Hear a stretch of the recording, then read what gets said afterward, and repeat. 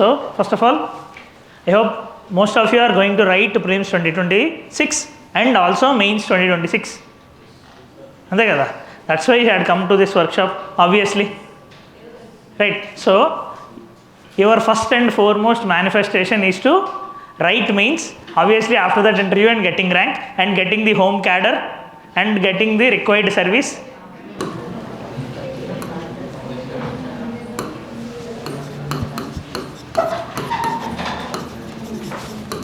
Okay, na? Sir? Okay, fine. Okay, we shall start now. So, as I mentioned, our single minded focus as of now is to clear prelims 2026. No second thought, not even thinking about mains for the next 2 months. I mean to say, sorry, next 2 hours. Okay, so what we have to do, if we are starting from Jan 1st, we will be saying it. Basically, there is no type of any publicity for any programs, anything. Just we will discuss for the next 1 hour 45 minutes how we have to clear prelims 2026. And single-minded manifestation of writing mains from August 21st to August 30. Whatever we have to do, we can do that. And in the mind itself, prepare that. You, in the next 6 months, you are going to turn each and every stone you have in your life to clear the exam. Okay? Fine. Now, starting, as I mentioned in the starting itself, prelims is not a test of knowledge. And I have to say, not only a test of knowledge. If you are thinking that prelims is only a test of knowledge, there are n number of people who are from IITs, who are working in foreign domains. They might be even more knowledgeable, but they are not even able to clear prelims since last 5 to 6 years. So, prelims is not only about knowledge, it also includes our test of judgment. We have to judge different type of skills. We have to imbibe some type of judgments. I will tell what we have to do. Okay. And further, if we have to talk about the game of prelims, and one more thing, whatever maximum I have to give to you with respect to prelims, I will be telling in the session. If you have any queries, in the last I will take a Q&A session regarding your prelims, if you have any other doubts. Okay. Now, the very context of prelims currently became unpredictable. Obviously, the reason is lakhs will be preparing. More than 10 lakhs will be preparing every year. Only thousands will be looking at the syllabus and previous year questions. That is for sure. If someone is knowing that I have to read this, I have to look into PYQs, I have to look into the syllabus, it doesn't mean they are doing that. Just they know that. And they know what to do, but they are not doing that. Lakhs will be preparing, thousands will be knowing the syllabus. Hundreds will be mastering the content. And only the able ones will finally clearing this exam, and specifically this prelims. This itself making the things unpredictable. And if I have to talk into number wise, 99% of the aspirants fail in prelims. ఇదే కదా మీరు జనరల్గా వినేది. Is it demeaning? 99% of the aspirants fail in prelims. 10 lakhs will be writing, 10,000, around 10,000 people will be qualifying. That means 99% of the people are failing. Now, this is being shown in this UPSC circle as a sin. 10,000 numbers మాత్రమే qualify అవుతారు, 99% are failures అని. The basic reason why only 10,000 people will be qualifying, పోస్టులు అన్నీ ఉన్నాయి కదా, 1000 పోస్టులు ఉన్నప్పుడు దానికి ఇంటూ 13x చేస్తారు, అంతే కదా. Exam has been designed in that format. If you are failing once, it doesn't mean you are having any problem in you. Okay, in the past if you had failed, it doesn't mean you are having a problem in you. Remember that each and every person can clear prelims, not at all an issue. Don't think into the prism that I am in the past, I am in the 99%, how can I go to that 1%? ఆ మూమెంట్లో మీకు అన్నీ సరిగ్గా అవ్వలేదు. Now this time everything will be happening in a pure manner. Just believe in God and believe in yourself. Everything will be happening for sure in a positive manner. Okay, now as of now 11:15 అనుకుందాం. Currently for prelims you have time 164 days 21 hours ఇప్పటికి. ఇది నేను 11:10 అనుకొని తీసుకున్నాను, actually 5 minutes delay అయింది కదా. So 164 days 21 hours 50 minutes from now, and for mains 253 days 22 hours. At the outset only I am telling, this is not the time for prelims. This month is not the time for prelims. However might be your situation, you might be prepared, you might have written prelims in the last, you are giving your first attempt. This is not at all the time for prelims. The complete UPSC ecosystem and many of the coaching institutes, out of FOMO, out of for their cruel revenue, many institutes had launched courses in November and December. Okay, now that is not at all good for you. Right, so this time is for your mains preparation only. From January you can safely shift, that is not at all an issue. Okay, so if someone is continuing your mains preparation, please continue with your mains preparation until December 31st. It is not at all an issue. Don't feel any FOMO out of it, because YouTube, everything is creating FOMO out of it. Okay, now, so what we thought, we will be preparing for prelims from Jan 1st. I am telling, in keeping in mind that you are going to prepare from Jan 1st. And now say for example, you might push it to February 1st, you might push it to Jan 1st, you might push it to March 1st based on your preparation. You might have cleared the exam earlier, so you might start it from March, you might start it from Feb 15th or Feb 1st, that is as per your choice. But I am taking the middle ground, because the papers are becoming analytical, papers are becoming very problematic. In this scenario, if you are writing for first time, or if you had failed in the past, it is very much important to allot 4.5 months to 5 months for prelims, exclusive prelims preparation. Okay, so if I am taking Jan 1st as the cutoff date for shifting to prelims, at that time I am telling cutoff date and shifting to prelims and ardhamo, from then you won't be thinking about your answer writing position at all, you would be thinking about your optional preparation at all. Enthavaraku ainda meeku sambandham ledhu, until where you had completed, it is none of your business. Even if you are not touched your mains preparation and you are going for 2026 prelims, for sure from Jan 1st you are shifting, you shouldn't think about that, because it will only be creating fear in you. Fear is danger than cancer. It will be killing you all the chances of your clearing exam. So whatever happens after clearing prelims we can see, but now in this month of December, try to give full time for mains. From Jan 1st you can shift to prelims, but from then don't look into the past, don't look into your past failures, don't look into your mains preparation, don't look into your optional gaps, don't look into your answer writing position. Everything can be settled post prelims. Okay, now so if I am taking Jan 1st as the idea line, for the exam there will be 143 days, for mains there will be 232 days. I am discussing this everything keeping in mind this 143 days window. You can adjust as per your wish. Okay, now first we will see why many people are failing in this.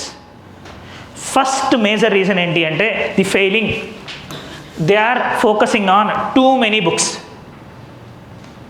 For one subject you are reading 3 types of books. Say for example, you are getting hold of one information new in one book, you are shifting to that book. In రోజులు చేయించుకున్నంత waste అయిపోతుంది కదా. So you should restricted some sources only. You shouldn't do too many books at the outset itself. Make your mind clear. I am trying to tune your mind, because ఏం జరుగుతుందంటే once you will be shifting to January prelims కి మీరు shift అవుతున్న తర్వాత, however strong and however emotionally intelligent you might be, you will start facing FOMO. Okay, you will get hold of some new book. Say for example, you will be going to Vikas bookstore, you will be seeing a new type of books, you will be buying them. It will be creating additional FOMO in you. From Jan 1st itself, fix what you are going to read. whether your past notes or any new material, you have to fix in your mind. Don't go into too many sources. I will tell what would be the better sources for every subject. If you want, you can follow it, or you can follow other subject. But as per my knowledge and experience, I will be telling you what could be the better sources so that we can clear for sure. Okay, so first major mistake andru chesedi following too many books. So at the outset, make it clear that you are following only single source. Next, no revision system. Now, how can you expect to read the things? How can you expect to apply your knowledge without revising? If you are reading for the first time, maximum em jarugutadi, you will be able to understand the things. దానికి మించి ఇంకేం జరగదు కదా. You will be able to understand the things. You cannot remember the facts. We are not Chitti robo if you are doing like this lifetime memory ఉండడానికి, అంతే కదా. So there should be structured revision ecosystem. I will give 3-phase rule for this, how to do revision. Next main problem is poor CSAT preparation.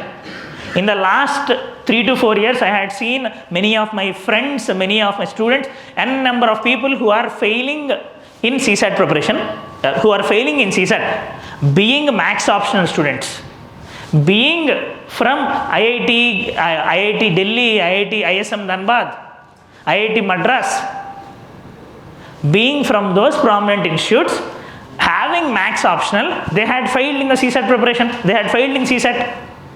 Even if you are scoring 150, 170, 200 out of 200 in GS1, what is the utility if you are not crossing 67 in CSAT? So, in the mind, make sure that you are going to allot time for CSAT. Okay, next, for sure, this exam requires some type of elimination skills. In the answers, we have to take some educated guesses. If you are thinking that only with extreme knowledge we can clear, it is difficult. So you have to imbibe this. And last, chala mandi poyedi kuda, they will be working a lot for the 5 months. They will be writing hundreds of tests, but in the exam hall they will feel panic, they will feel pressure. See, now this not only restricts to a person who will be writing the exam for the first case. Say for example, one of my friend, he went to interview in 2024. In 2025 prelims, he had panicked in the exam. He had fainted in the exam hall itself. Now, this is common. This is not only for you or first timer or beginner or repeater. Every person will be having their own issues. 1,00,000 రూపాయలు సంపాదించోడికి 1,00,000 రూపాయలు కష్టాలు ఉంటాయి, 1,00,00,000 రూపాయలు సంపాదించోడికి 1,00,00,000 రూపాయలు కష్టాలు ఉంటాయి. Similarly, first attempt person will be having his or her problems, fifth attempt person, last attempt person will be having his or her problems. Kada. So obviously situations, everything will be different for different people. So we will also see how we can handle the situations in exam mode. Lastly, ingokati, thinking too much about society and friends, కొంచెం ఇది మనం తగ్గించుకోవాలి. Okay, for at least up to May 24th try to reduce this. ఎందుకు up to May 24 అంటున్నానంటే, once you clear the prelims you will get confidence. Okay, so reduce our feelings of others on us. Someone will be thinking that some person is reading that book, I am not reading that book. ఏం లేదు, ఇందులోనే ఏం ఉండదు. మహా అయితే ఒక point ఎక్కువ ఉంటుంది, దానికి మించి ఇంకేం ఉండదు కదా. ఒక పాయింట్తో మహా అయితే ఒక బిట్ పోద్ది అనుకుందాం, 2 మార్క్స్ పోద్ది, ఇంకా 198 మార్క్స్ ఉన్నాయి కదా, right? So that is not at all an issue. Don't create FOMO inside you.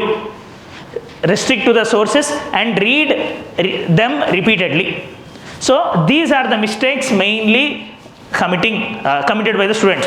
Now I had shown this PPT to some of my friends in the service who had failed prelims in the past. Yesterday I had shown. Now they clearly told that, which I had mentioned, ఇందులో ప్రతి తప్పు నేను చేశాను కదా స్టార్టింగ్లో అని చెప్తున్నారు. Now that is the case. These are the common mistakes. Now the thing is that whether you don't know all these things before, తెలుసు కదా ఇవన్నీ, కానీ మనం అదే చేస్తాం తర్వాత. So the thing is that at the outset itself, fix your mind that we won't be coming these mistakes. That means write yourself in your heart that I will be concentrating on CSAT, I will be restricting to some sources. Okay. Now, what is making 13.5x people clear the prelims?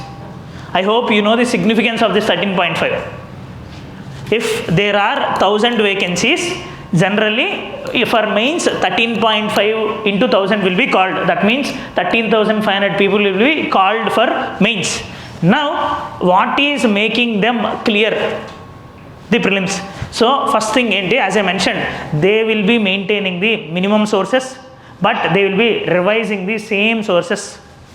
They had revision plan, what to do in the beforehand itself. Now, at least planning unte we will be implementing even 50 to 70%. Plan లేకపోతే ఏం చేస్తాం మనకే తెలియదు కదా, right? So repeated revision. Main thing, they will be identifying the PYQ patterns. This is very much important. I had brought 180 PYQ themes. Now every year from those PYQ themes itself 60 questions will be coming. So we have to identify these PYQ patterns, because we can look into the prism of UPSC only from the PYQs. Prelim syllabus same ledu. As part of prelim syllabus, they had just given words polity, economy, constitution ante icharu kada. We will be knowing more about UPSC only from their PYQs. We have to master the pattern behind these PYQs. Next, we have to optimize our attempts. See, you might have seen in the past some will be telling we will attempt 95 questions. Some will be telling we have to attempt 75 questions.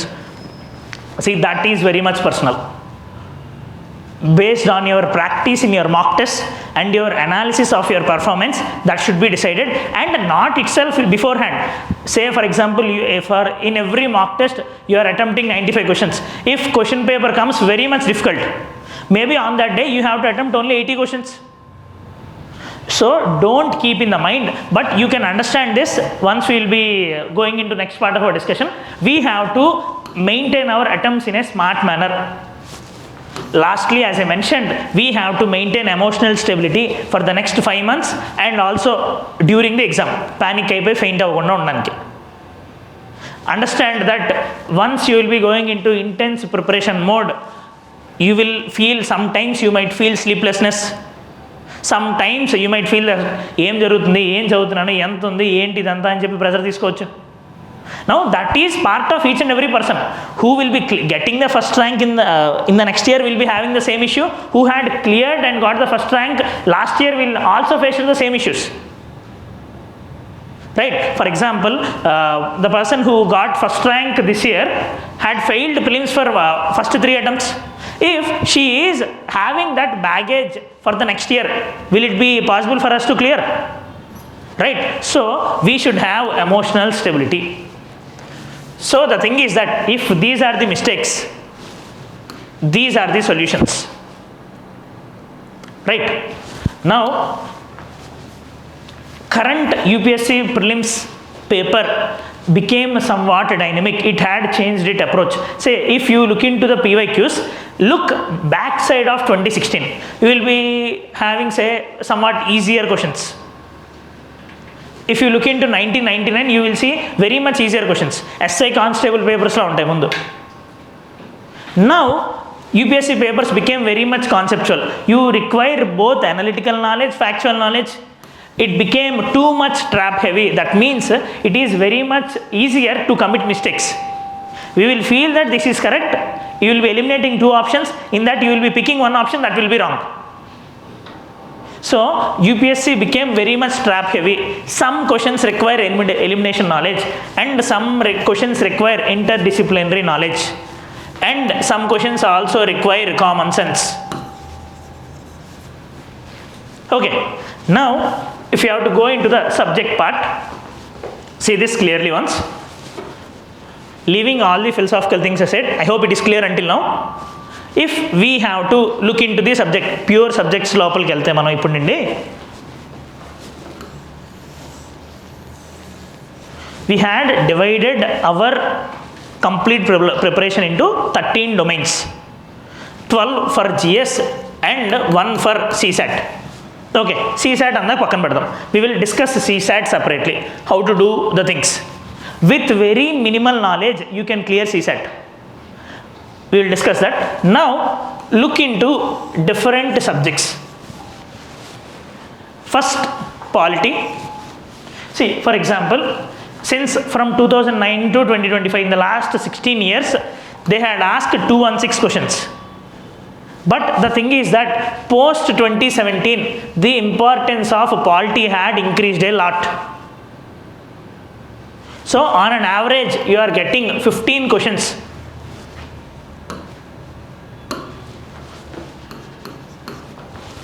On an average, you are getting 15 questions from polity.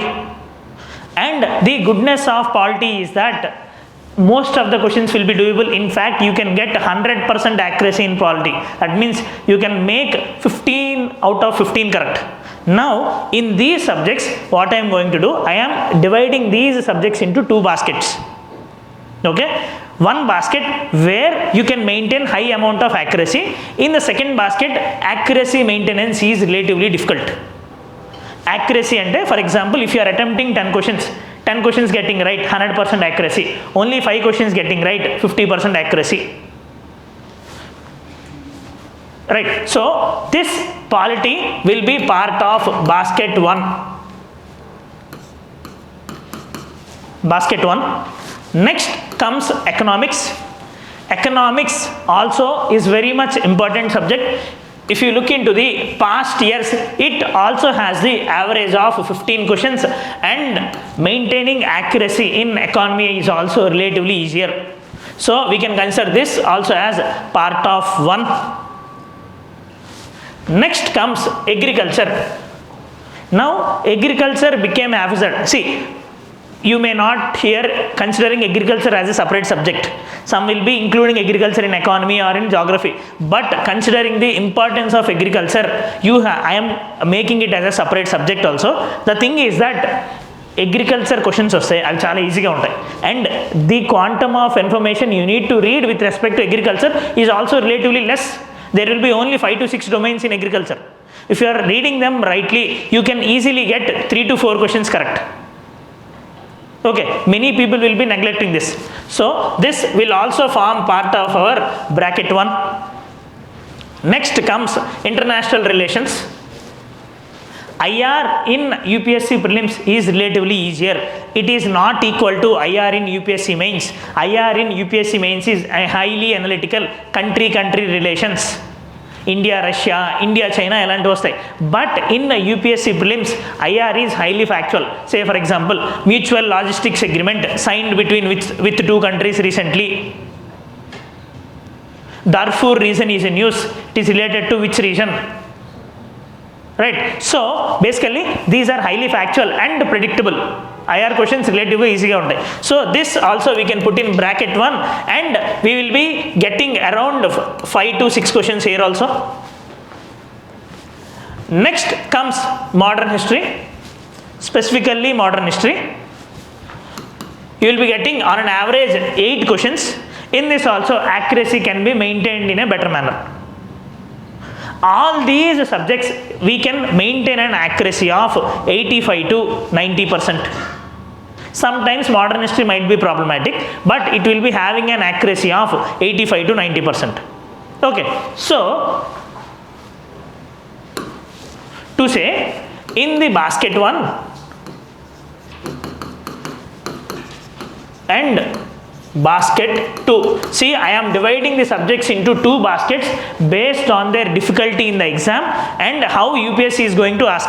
Say for example, geography might be easy in mains, but geography is relatively difficult in prelims. And if you look into the marks weightage, 50 questions will be coming from basket 1, 50 questions will be coming from basket 2. So, here we can put polity, economy, IR, agriculture, modern history.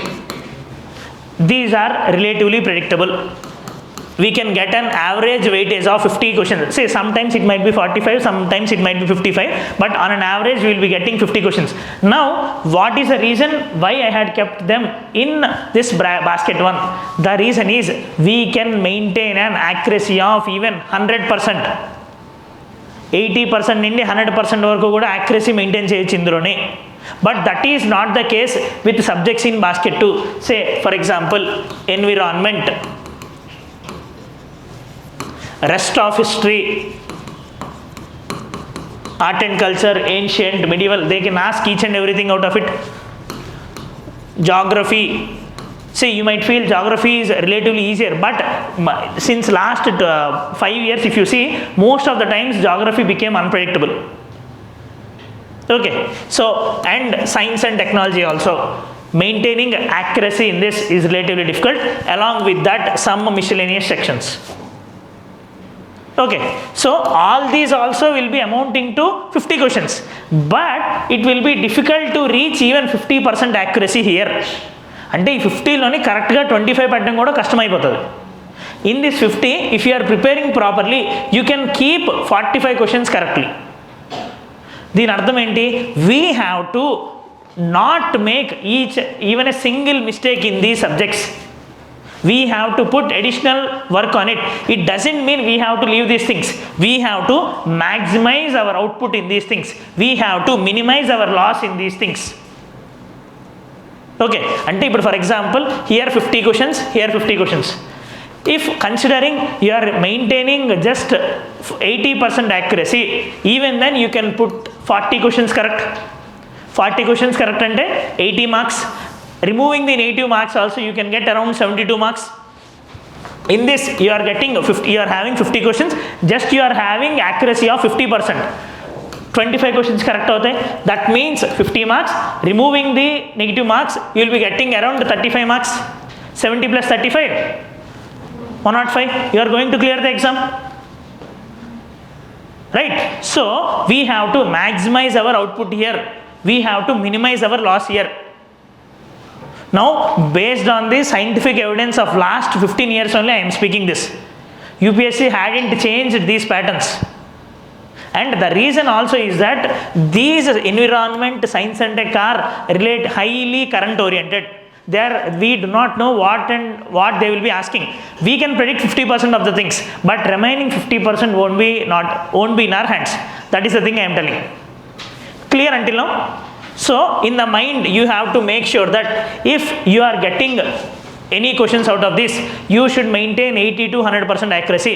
If you are committing a mistake on parliament, if you are committing a mistake on deficits, if you are committing a mistake on capital receipts, revenue receipts, it is a sin which will be haunting you for next 1 year. ఆ ఒక్క question సరిగ్గా పెట్టకపోవడం వల్ల మీరు fail అయితే ఆ బాధ మీకు 1 year ఉంటుంది. నెక్స్ట్ ప్రిలిమ్స్లోనే కదా మళ్ళీ మీరు ప్రూవ్ చేసుకోగలరు. So you shouldn't have that baggage. So we have to maximize our things in these subjects. Clear kada ikkada daaka? Now we will see what we have to do to maximize these things. We understood that we have to maximize in these things. What we have to do, we can see now. Right. So anyway, these are specific weightage of these subjects. I had taken governance specifically. Ee governance ante ardham enti ante in it we will be having schemes, policies from the government of India. Okay. Now, first and foremost, manam chusina first problem enti for failing? Reading more books. So, what is the solution for it? Reading one book. Ante kada. So, restricting to one source. That is important. Now, I am telling, based on the analysis of previous year questions and some additional things, what would be the better sources for different subjects. See, you might have seen all these sources until now. You might not have seen these sources. If you are following other source also, it is fine, not an issue, but these are relatively better sources. And the thing is that, see, these sources I will be telling in detail what you have to do in that specific source. These sources are not sufficient. For example, say in polity you will be getting 15 questions. In 15 questions from Lakshmikant you can attempt 12 to 13 questions. For remaining 2 or 3 questions you have to do some additional work. In the same manner, for every subject you have to do some additional work. Only for those things you have to look into additional source, and only for those additional topics. దానికి మించి ఇంకేం చూడకూడదు. అర్థమైందా? So for every subject these books plus some X. This X will be varying for different books. for different subjects. అర్థమైంది కదా నేను చెప్తుంది. So these first we have to fix in our mind what are the sources we have to revise. After that we can do additional things. If you are leaving these 13 questions and going for 2 questions, it will be foolishness. Ante kada. So if we have to take one subject, say for example polity, this golden source is nothing but Lakshmikant. Even if anyone is telling that don't read Lakshmikant, don't believe it. Okay, obviously the reason is that I am not telling Lakshmikant is a great book and all. The reason is many of your competitors who are going to write the exam might have read Lakshmikant many times. If a question comes from it, they won't be committing any mistake. But you will be in a problematic scenario if you are unable to solve that question. Avuna kada? So that is the case. So for polity, for those 13 questions, you have to read Lakshmikant. Now what is X with respect to polity? Enti ante while you are reading your book, keep recent Constitution of India PDF along with you. See, I am going subject wise. It might take half an hour to finish all these things. Bear with me. Okay kada? Vachindi andike anukondi. Etlana? Now see, first for polity, as I mentioned, Lakshmikant is non-negotiable in my point of view. Now even while reading Lakshmikant also, there is a pattern what you have to follow. Many might be knowing this also. See, you shouldn't read Lakshmikant from out to out. First you have to go to part 3 in Lakshmikant. You have to start with the chapter of central government, president, vice president and all. Now after completing president, you have to read governor in part 4 over there. Okay, in state government chapter topic you have to read governor. So you have to run that parallelly. President, Vice President, Governor, Council of Ministers, State Council of Ministers, Prime Minister, Chief Minister, Supreme Court, High Courts and Subordinate Judiciary. You have to do this parallelly. Then only you will be having lot of retention. Then you will be going for part 2 in Lakshmikant, federalism, interstate relations, emergency powers and all. Okay, then you can read as per your wish. మిగిలిన chapters ఏమైనా సరే, because these will be forming base and it will be helping us understand remaining chapters also. Okay, this is the first thing you have to do with respect to polity. Now to maintain 100% accuracy in polity, what you have to do? Along with that, you should have recent Constitution of India PDF. This is for reference. ఇది ఎందుకు ఇప్పుడు వాడాలి అని అంటే మనము, if you are utilizing until now it is fine. If you are not utilizing, it is high time to look into it. Officially in Ministry of Parliamentary Affairs website లోనే ఉంటుంది. It is also on my Telegram channel 2025 version. Now ఇది ఎందుకు అంటే, if you look into the polity questions, they will be asking as per the Indian Constitution. If you are having 15 questions, in 3 to 4 questions they will be asking as per the Indian Constitution, as per the Indian Constitution. We need to know what is mentioned in them. Now for that, Lakshmikant is a summary of Constitution. I can accept that, but the thing is that akkada unde exact words chaala varaku undavu.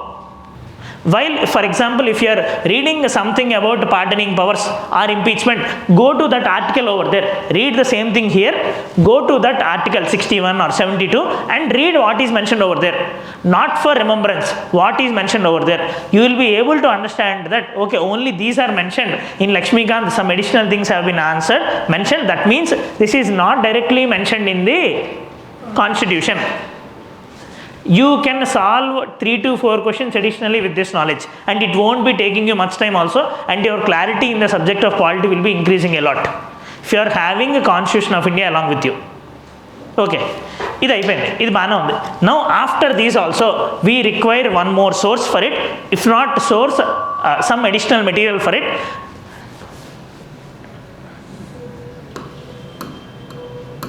See, these are the polity themes which have been asked since last 15 years. Indroni first and foremost very important theme, political theory. This won't be mentioned in Lakshmikant. Lakshmikant the political theory gunde ekkada undadu kada. Say for example, constitutionalism. What is constitutionalism? Liberty in the context of Indian Constitution. Equality in the context of Indian Constitution. Secularism in the context of Indian constitution, ఇది ఎక్కడ లక్ష్మీకాంత్లో ఉండదు కదా, ఉందా? లేదు కదా. So for those things we have to do some additional work. If you want you can revise political theory NCERT. ఒకవేళ అది చేయకపోయినా పర్లేదు, look in to the last 15 years previous year questions. ఏవైతే అడిషనల్ థీమ్స్ ఉన్నాయో in this political theory, say Liberty, equality, privileges, constitutionalism, fraternity, make notes out of them looking in Google. Okay, just మహా అయితే 1 page వస్తుంది, but it will be having 6 marks return. Minimum of 3 questions will be coming from it. ఇవేవి తప్పు చేయకూడదు. Now the reason is that many will be making mistakes over there. Say for example, repeatedly they will be asking about a question called what is liberty in the context of Indian constitution, in the context of Indian society. Liberty అంటే ఏంటి నార్మల్గా?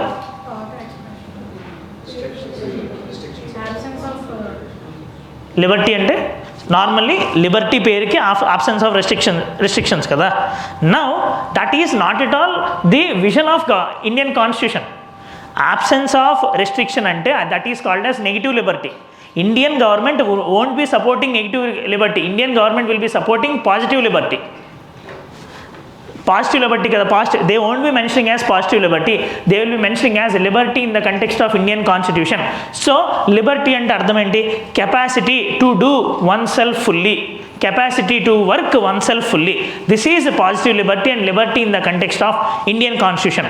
అంటే దీని అర్థం ఏంటి అంటే, say for example you are in Ashok Nagar, you want to go to Hyderabad. There is no restriction on you, absence of restriction, that is liberty, you can go freely. This is called negative liberty. Positive liberty అంటే ఏంటి? To go from Ashok Nagar to Vizag or Vijayawada, government of India is creating conditions, it is putting bus routes, it is putting train routes to make your life easier. It is increasing your capacity to do the work fully. This is called positive liberty. అంటే మన లిబర్టీని బాగా utilise చేసేలాగా capacity create చేస్తుంది. అర్థమైందా? Now this is positive liberty. These type of questions are being asked in the exam. Now if you are completely restricting only on the Laxmikanth, it won't be sufficient. ఇలాంటి క్వశ్చన్స్కి remaining questions will be fine. Now we know that these questions are being asked. If we are not preparing them, it will be problem from our part. So what you need to do, along with Lakshmikant, Constitution of India is for reference, and along with that you need to follow these themes. ఏవైతే ఉంటాయో, see for subject మహా అయితే there will be 4 to 5 of these themes. Maximum you need to make 2 page or 3 page notes for them. Your life will be sorted.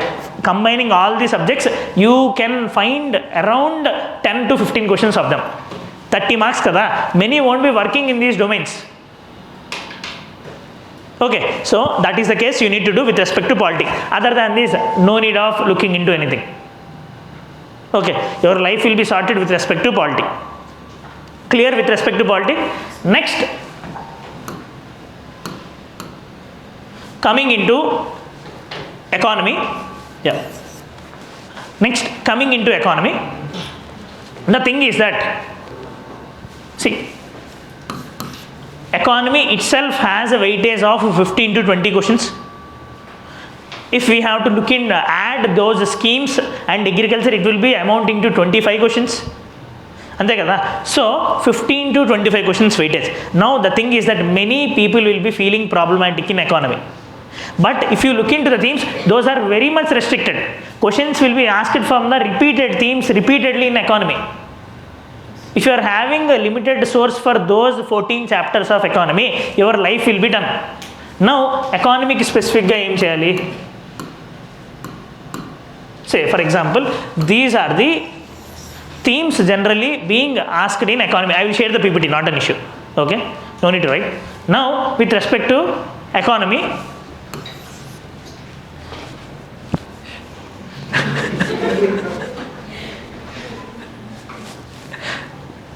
fine.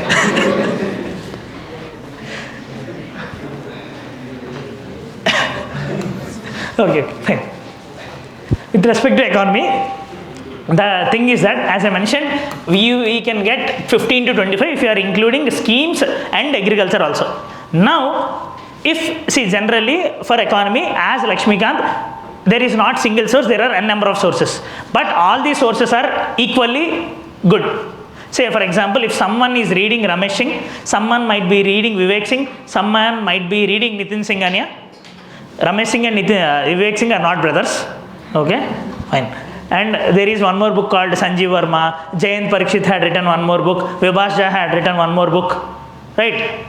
Kapuria had written one more book. So, all these people are experts in economy domain with respect to economy. Everything is fine. Now, my suggestion would be, if possible, avoid Ramesh Singh. The problem is that Ramesh Singh is a good book, but it will be difficult to understand the terminologies in Ramesh Singh. If you had read, you might understand that. Ramesh Singh lo unde terminology, adedo economy master station వాళ్ళకి ఇస్తున్నట్టు ఇస్తాడు. The same thing will be explained in a very difficult manner. అంటే అర్థం కాకుండా ఉండాలంటే ఎలా ఉండాలో అలా ఉంటుంది అది. So the thing is that for economy, first thing, you have to have some standard source. I am not specifying anything. If you hadn't read anything until now, go for Nitin Singhania. It is a very easier book. You can understand very much easily. Terminology will be very much easier. Now, obviously, you might have your class notes for economy. See, class notes is common for every subjects. That I am not telling specifically. Either economic endukante institutes try to generally, institute cheste generally try to make economy as a subject easier, because people will feel lot of problem with respect to economy.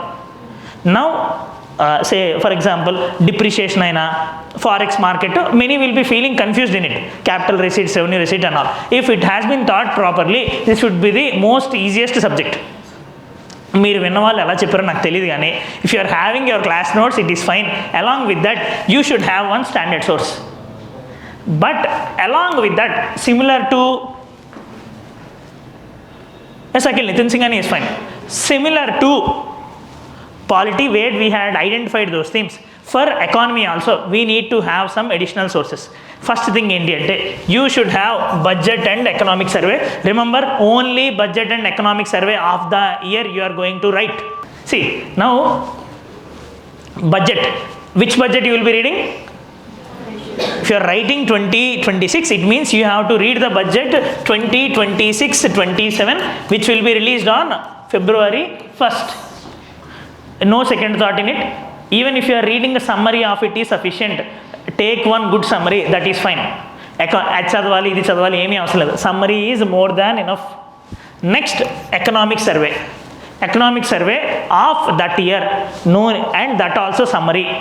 Mains ki it will be beneficial if you are reading the full book, but for prelims, summary of that will be sufficient. So you can go for any institute's summary, that is sufficient. It will be generally released on Jan 31st. Anyway, Government of India had restricted it to one volume only. Earlier they used to release 2 volumes. Since last 2 years they had restricted it to 1 volume. Oka volume lo nunde summary matram chadavali. Maximum of 70 to 80 pages. Along with your standard notes, you have to read these 2 things. Now, ikkada problem enti ante, there is a method to use these things. Ela ante, say for example, you had static chapters. Economy questions will be static only, but with current linkage. Say for example, you are having taxation chapter, you are having FDI, FPI chapter and all. Now, in your notes or in your standard book, that may not be updated. In economic survey, there will be a chapter of inflation. In economic survey, the prices and inflation chapter untadi. In economic survey, there will be a chapter on international affairs and all. Now, from that chapter, you have to identify FDI lo top 5 sources enti, most exported item enti, most imported item enti. Now, from that, you have to take and add in your notes.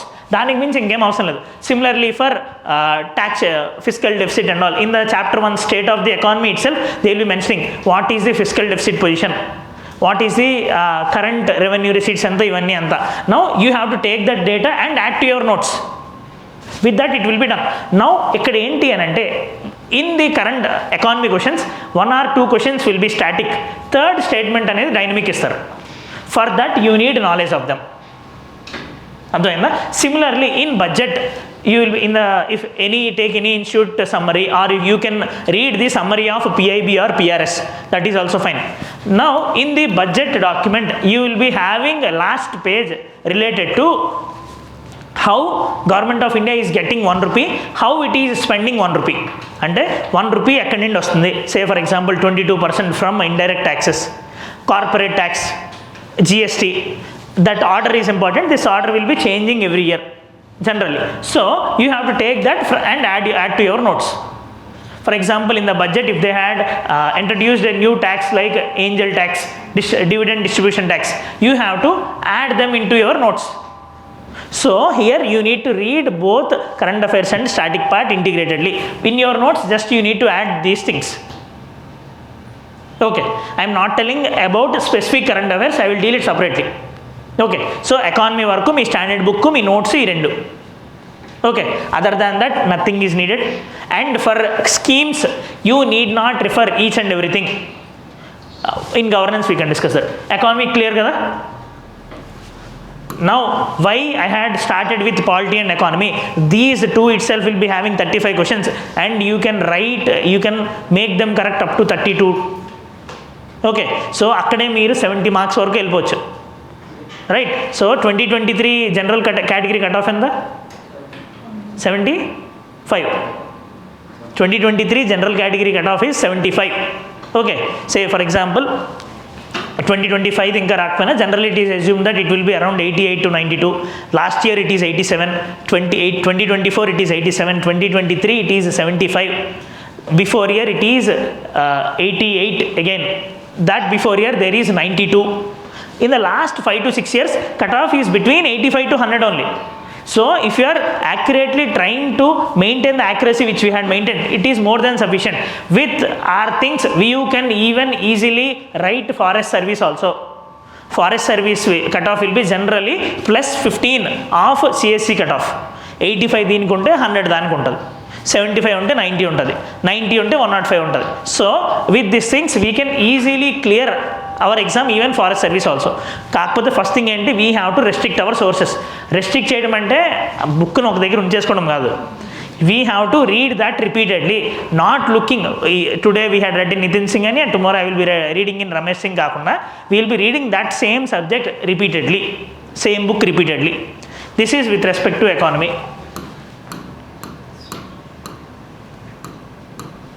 Yeah. Next, coming to geography, NCERTs are non-negotiable.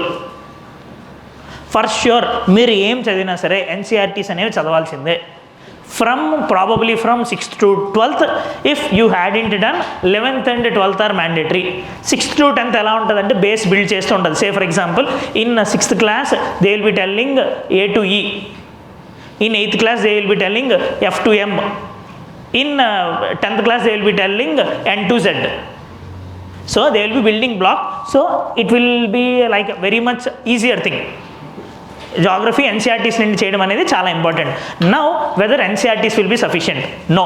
Along with NCERTs we have to do work on additional sources, same as we had done for polity. Say for example NCERT 6 to 12. Now NCERTs ఎందుకు చదవమని నేను చెప్తున్నానంటే, I know in the market there are additional books for geography also, PMF IAS, different books, but they are very much bulkier. ఆ geography optional book లెక్క ఉంటాయి, right? Now along with that UPSC is picking the statements directly from the NCERTs.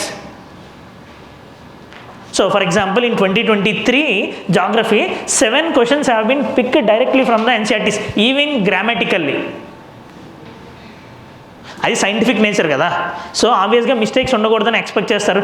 So they had taken directly from NCERTs. So we have to read each and everything. For example in 11th and 12th NCERT you will be not mentioned until how many kilometers oxygen is there, until how many kilometers water vapor will be there, but it will be mentioned in 8th class NCERT. Water share అనేది ఎంతలో ఉంది అని చెప్పి, సే for example లేక్స్లో ఎంత percentage of water ఉంది, గ్లేషియర్స్లో ఎంత percentage of water ఉందని చెప్పి, even it will be present in 11th class NCERT also. Same will be mention in 8th class with even more much detailed manner. Graph ఉంటుంది కదా అందులో. So that's why we need to remember each and everything with respect to NCERT. NCERTs are bible with respect to geography. Now along with that ఎన్సీఆర్టీకి మీరు చేయాల్సింది ఏంటి, sorry జాగ్రఫీకి మీరు చేయాల్సింది ఏంటి అంటే, if you look in to the themes of geography, see climatic and geographic reasons. This is somewhat difficult thing. Say for example, Mediterranean type of climate, equatorial type of climate. You just every year you will be getting a question on this. Relatively difficult also because it's చాలా scientific nature లో ఉంటుంది. You need to understand nuances of it. Now best source for it ఏంటి అంటే, you can google it or GC Liang part 2లోని 10 pages ఉంటుంది, అది చేసినా పర్లేదు. 10 pages in GC Liang part 2. Otherwise if you are googling it, some prominent institutes దానికి summary కూడా చేశారు already. In the Google itself it will be available, you can rely on it. But idea line ఏంటి అంటే, you should not leave it. As I mentioned in polity also, we know that question will be coming, and if we are not preparing that, it is a sin. So obviously we have to do that. All these things will be adding 1 mark into our preparation. Okay, see, consider the pain of a person who had failed the prelims in 0.25 marks or 0.5 marks. Again he have to wait for 1 more year, no? So that's why I am telling, we shouldn't give any chance to the UPSC. That's why along with that NCERT you have to do this. Okay, now coming to next subject, modern history. Now history I am dividing as modern history and rest of the subjects. Modern history వరకు వచ్చేసరికి what you need to do, you need to rely on spectrum or Bipin Chandra as per your choice, not an issue. Now the thing ఏంటి అంటే, history is highly difficult. It doesn't mean it is easier if you know 2 or 3 questions in the paper. నా ఉద్దేశంలో subject predictable, accuracy ఎక్కువ అంటే 15లో 15 పెట్టగలగాలి. History, that is not possible. Once upon a time, say 4 to 5 years back, history is relatively easier. If you get 8 questions in modern history, all the 8 questions used to be from spectrum. But now that is not the case. See, you might have seen say 2025 లో వచ్చినవన్నీ స్పెక్ట్రమ్లో ఉన్నట్టు మీరు అనిపించవచ్చు. But the thing ఏంటి అంటే, ఈ question paper అయిన తర్వాత కొత్త ఎడిషన్లో అవన్నీ యాడ్ చేసి కొత్త ఎడిషన్ ఇస్తారు వాళ్ళు. అర్థమైందా?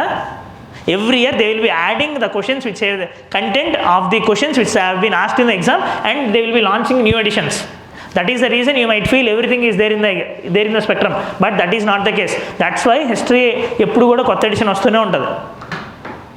Okay, so anyway, but since we need to have some standard material for it, you can rely on spectrum. Compared to other books, spectrum is relatively better. Spectrum by Rajiv Iyer. Now along with that, you need to look into the PYQ themes. Not only for this subject, for every subject we need to look into PYQ themes. Say for example, in modern history, you will be seeing every year you will be getting a question on non-Congress political parties. Swarajist party, Pune Sarvajanik Sabha. Right, now if you will be looking into PYQ themes, you can understand that this non-Congress parties, political parties is one of the recurring theme. So you have to, along with that, you have to put some additional work on it. Say for example, if you are writing a mock test on modern history, if you get any information on it, you will be adding it into your notes. Okay, so for modern history, spectrum will be sufficient along with these things, PYQ themes. Say for example,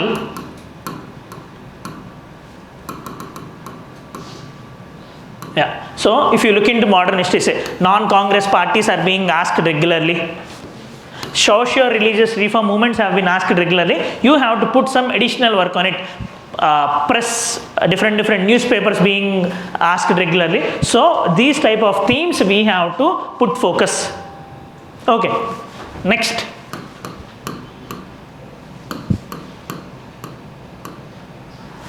subject, environment.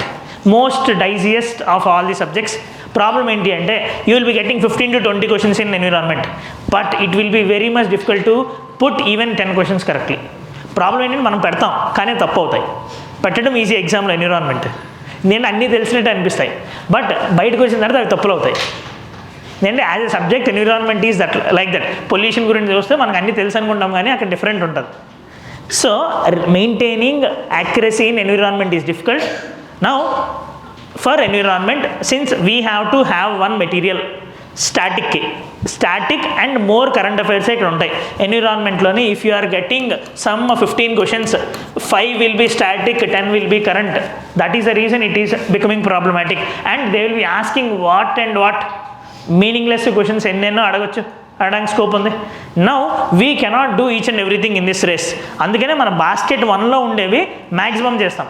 Basket 2లో ఉండే వాటికి what every one is doing we will be doing them. For basket 1 goods we will be giving some additional work, themes ఇవన్నీ చేస్తాం. Similarly here for environment also we will be making one book as base. Say Shankar IAS తీసుకుంటారా, PMF తీసుకుంటారా, మీ own notes తీసుకుంటారా, మీ ఇష్టం. But that is not at all sufficient. On top of it, you will be working on repeated themes. Current affairs undi. Say for example, you will be getting 2 to 3 questions on species in news. You should maintain notes out of them. You will be getting 2 to 3 questions from protected area networks, PAN. Protected area networks ante wetlands, national parks, wildlife sanctuaries, tiger reserves. Now in the mindset itself, మీరు environment గురించి ఆలోచించేటప్పుడు నేను ఇవి చెయ్యాలి అని మీకు తెలియాలి. ఆ static బుక్తో పాటు you should also maintain log for all these things. That means in the notes, or if you are reading anything, you should make sure that you will be reading them. Otherwise it will be problematic. Andayindi kada. So for environment you have to work on them.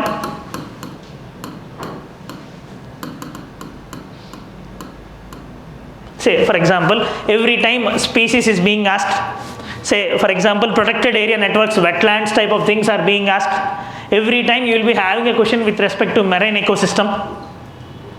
I will attach, దీనికి I will attach previous year questions and I will upload in my channel. Okay, you can look into them. Why I had selected these things అని చెప్పి.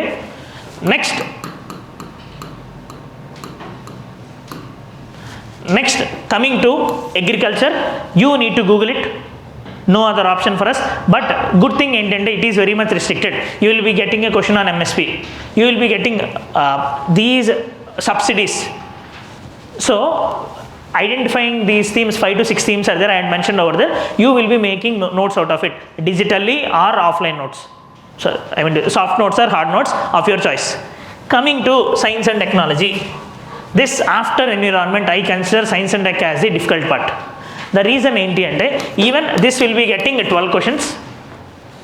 Problem here is there are 14 domains in science and technology: space technology, defense technology, information communication technology, emerging technologies, energy, nuclear energy, new types of energy, renewable, non-renewable, physics, chemistry, biology, most difficult biotechnology, right?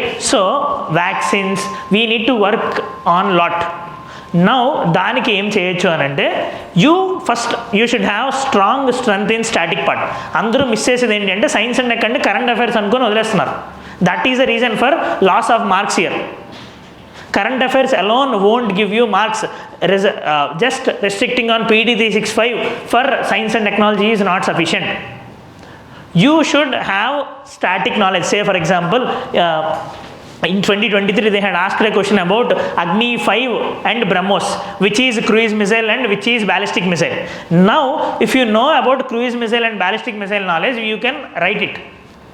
In the past they had asked about low earth orbit, medium earth orbits and all. Now for that you need to have static knowledge. Problem enti ante, in the market there is no good book for static with respect to science and technology. Okay, దీనికి I will upload notes on my channel, digital notes. అది మీరేం చేయాలి, స్టాటిక్కి దానికి మించి ఇంకేం అవసరం లేదు. Okay, so along with that you need to refer current affairs of last 1 year, that is for sure. And try to do the current affairs domain wise. For example, if you are reading static part from my notes, space technology ఉంది first chapter, first notes, first 2 units. Now read the same current affairs immediately. Say for example, space technology sambandhinchi what all happened in the last 1 year, it will be having better retention. We had launched Nisar satellite, in which orbit we had launched, which launch vehicle we had used, what is the significance of it. Similarly, we had launched ExpoSat, right? We are allowing the private sector in space. Recently this 3rd spaceport has been launched in Toothukudi. right? So all these things we need to imbibe when we are linking both static and current affairs. Science and tech will be easier, and if I am telling easier 12 పెట్టేస్తారని కాదు, it will make at least you can keep 8 questions correct out of 12. Okay, so that is with respect to science and technology. Next, governance. Here I mean schemes, policies and all from the government of India. For that, rely only on compilation. మీ సొంత తెలివితేటలు ఇక్కడ ఏది వాడద్దు. Okay, rely on good institute compilation. I am not taking name since I am here. Okay, so you can take of your choice, select a material of your choice, that is fine. Now any prominent institute will be working good. If you want, I can post it on my channel, not an issue. Those will be available in the open source only. I am pirated materials kaadu. Okay, next, art and culture. Pedda talanoppi chapter. Now that thing enti ante, even art and culture is painful for mains and also for prelims. At least some things are painful here. Environment is painful here, somewhat easier in mains, but art and culture is painful in both the domains. Thing enti ante వచ్చేవి తక్కువ, చేయాల్సింది ఎక్కువ. అందుకు so what we can do for it, if you had read fine arts NCERT, problem ఏంటంటే many will be reading along with this Nitin Singhania. అది చాలా bulky, return on investment అనేది చాలా తక్కువ. Okay, so I'm dividing this into art and culture కాకుండా rest of history in this ancient medieval art and culture. For ancient and medieval, read NCERTs, either old NCERT or new NCERT of your choice. Themes NCERT చదువుతారా లేదా RS Sharma, Satish చంద్ర చదువుతారా మీ ఇష్టం. Anything is equally good, or else skipping that I will post one material on my channel, it will be sufficient. ఇందులో ఉండేవన్నీ next different ఇన్స్టిట్యూట్స్లో ఉండేవన్నీ కలిపి ఒక material చేసి ఉంటుంది. కాకపోతే you need to put some additional effort on it. కొంచెం bulky కాదు, 70 to 80 pages ఉంటుంది కానీ, but there will be lot of information inside it. It will be having information from Tamil Nadu history, it will be having information from old NCERT, new NCERT, Nitin Singhania, everything. It won't be leaving anything, but it will making our life somewhat difficult. ఒక దగ్గర ఉంది కాబట్టి మీరు చదివే ఓపిక ఉంటే చదవచ్చు. If not, you can restrict to these NCERTs. Okay, for art and culture good thing ఏంటి అంటే they are not asking art and culture which is polarized to, I mean to say, they are asking art and culture if it is mentioned in fine arts NCERT, Brihadishwara temple ఇలాంటివి ఏమైనా ఉంటే, Ajanta paintings and all. Otherwise in the last 3 years they are asking art and culture which is in current affairs. Say for example, Honorable Prime Minister came and inaugurated Statue of Equality in Hyderabad. They had asked that. Honorable President of India visited Somnath temple. They had asked about that. They had inaugurated Parliament which is in Chausit Yogini temple shape. So they had asked about that. So art and culture, many will be leaving current affairs, but you need to read NCERT plus current affairs for art and culture. This will be sorting our issue. Okay na? You need not do additionally other than this. ఎందుకంటే ఇంత చేసిన తర్వాత ఇంకా టైమే ఉండదు అనుకోండి. First of all, don't try. It's on. We do not have time. We have to read n number of subjects. In this also we will be opening additional subjects, additional books. That will be problematic. Okay, current affairs, any good compilation for 12 months, minimum of 12 months. And current affairs చేసేటప్పుడు చాలా జాగ్రత్తగా చేయండి. Don't read each and everything. Say for example, if you are following monthly magazine, there is no issue, you can follow monthly magazine. If you hadn't covered monthly magazine until now, try to shift to PT365, not an issue. But you have to do one thing. ఒకటైతే పక్కా చేయాల్సిందే. There is no problem either in doing monthly magazines or in yearly magazines. Yearly magazines relatively it will be somewhat difficult. కారణం ఏంటంటే ఇప్పుడు దాకా మీరు చదవకుండా డైరెక్ట్గా వెళ్తే ఇబ్బంది అవుతుంది కదా. న్యూస్ పేపర్ చదవలేదు, మంత్లీ మ్యాగజైన్ చదవలేదు, డైరెక్ట్గా ఇయర్లీ మ్యాగజైన్ వెళ్ళాలంటే it will be taking time for our brain to retain it. అర్థమైంది కదా.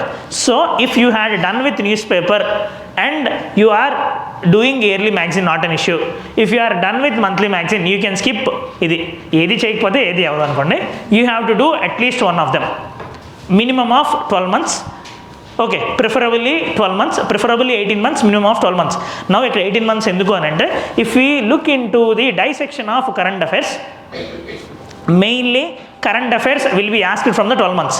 ఇట్ డజంట్ మీన్ 12 months కన్నా వెనక్కి అడగరని, but it will be 1 or 2 questions. Return on investment అనేది తక్కువ, so you can safely skip it.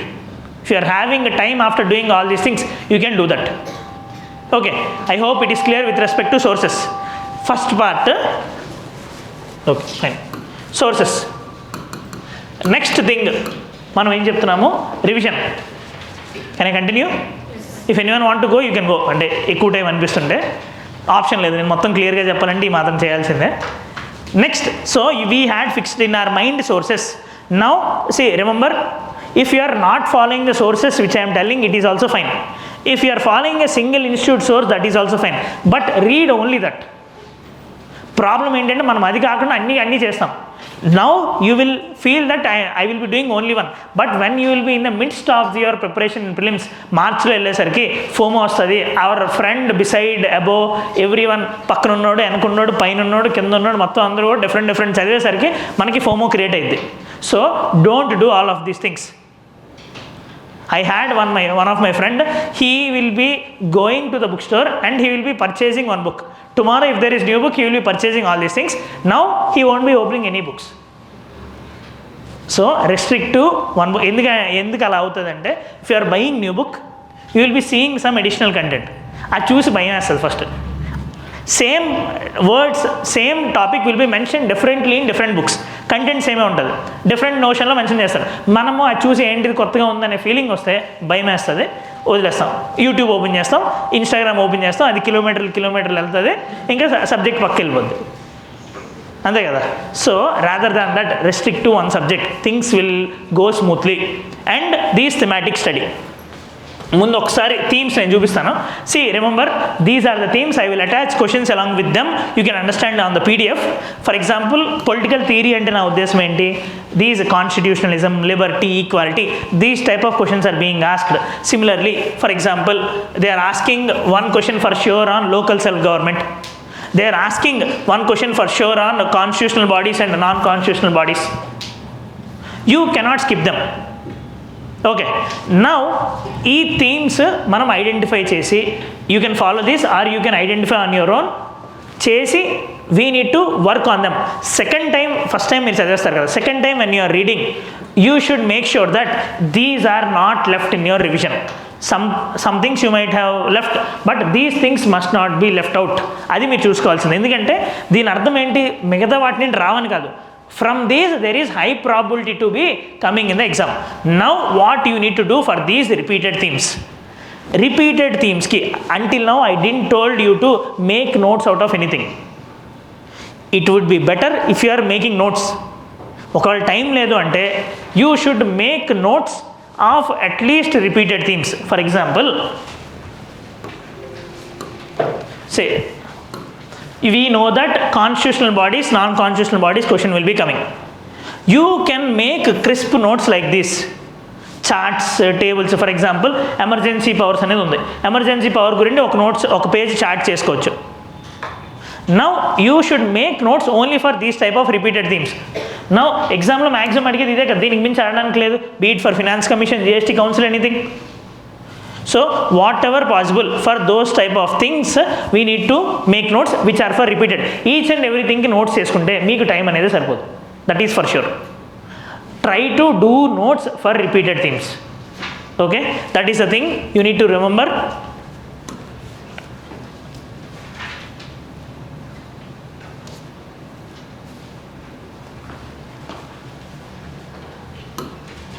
Yeah. Next, listen this properly. Source అర్థమైంది కదా. Now how we have to plan our revision if we are having 143 days. Jan 1st అనుకొని నేను చెప్తున్నాను, we are having 143 days Jan 1st నుండి. Now the thing is that ఈ 3 days తీసేయండి, last 3 days ప్యానిక్లో పోద్ది and spill over will be there. We are having 140 days. You should try to read each and every subject in 70 days. First 70 డేస్లోని అంటే John 1 నుండి March 10th లోపు, if not March 15th లోపు 75 days complete each and every static subject. 75 డేస్లోని you are doing the first reading. ఏవైతే మీరు ఇప్పుడు వరకు మర్చిపోయారో మొత్తం అన్ని గుర్తొస్తాయి. Say for example earlier you didn't read science and technology environment, you will be reading them, you will be reading each and everything in the 75 days. Jan 1 నుండి March 15th వరకు మొత్తం అంతా చదువుతున్నారు అనుకుందాం. Now after that your task ఏంటి అంటే ఈ 75 డేస్లో మీరు చదివిన తర్వాత in exactly half of its time, maybe in 36 days or 35 days, you have to do the second revision. If you had really read properly in 75 days, పక్కాగా ఇది సగం టైంలో అయిపోద్ది. సరిగ్గా మీరు ఇక్కడ సరిగ్గా హాఫ్ టైంలో అవ్వలేదంటే మీరు ముందు సరిగ్గా చదవనట్టు. You have to do another revision in half of this time, 18 days. Another revision in 9 days. ఎంత అయింది? 75, 35, 110, 128, 137. Lastly, you will be having 1 week. Each subject, ఒక్కొక్క 7 subjects, ఒక్కొక్క రోజు. Last day, each and every subject.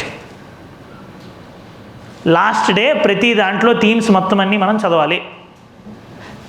Now this is ideal. Ideal మనం చేయలేం కదా, this is ideal. Now thing ఏంటి అని అంటే, మీరు ఇది ప్లాన్ చేసుకుంటే obviously this 70 will be moving to 75 or 80, this 35 will be moving to 40, this 18 will be moving to 20, ఈ 9 10 అవ్వచ్చు, ఈ 7 పోతుంది, ఆ లాస్ట్ రౌండ్ పోద్ది. ఆ last round I know that it will be going of, but in the planning at least planning చేసుకోవడానికి ప్లానింగ్కి ఏం డబ్బులు అవసరం లేదు కదా. సో ప్లానింగ్ చేసుకోవడానికి ఐడియల్గానే మనం ప్లాన్ చేసుకోవాలి. At least if you're achieving 70% of our plans, it is more than sufficient. అసలు ఐడియల్ కేస్ ఏంటి అంటే, మనము ఒక ఫుల్ రౌండ్ ఆఫ్ రీడింగ్ ఇచ్చేసిన తర్వాత next time we won't be reading each and every line. No, after that in the first 75 days we had done each and everything. In the next 70 days we will be doing only the important things for 3 times. That is possible, very much possible. 75 అందులో హాఫ్లో ఒక round, next హాఫ్లో ఒక round, next హాఫ్లో ఒక round, last 1 or 2 days మాత్రము you will be leaving for buffer, spill over effect అదంతా. If you are planning until the last day, problem ఏమొస్తుందంటే, say for example you had planned last day for complete polity, మీరు ముందు చదివిన హిస్టరీయో economy ఎక్కడో slow అయిపోయింది, లాస్ట్ రోజు పాలిటీ ఇంకా చదవరు. అప్పుడు ఆ భయంతో మీరు ఇంకా ఎగ్జామ్లో నేను చదవలేదనే ఫీలింగ్లోనే ఉంటారు. ముందు సంవత్సరం నుండి మీకు చదివింది ఏది మీకు మైండ్లోకి రాదు, లాస్ట్ రోజు చదవలేదనేది గుర్తొస్తుంది.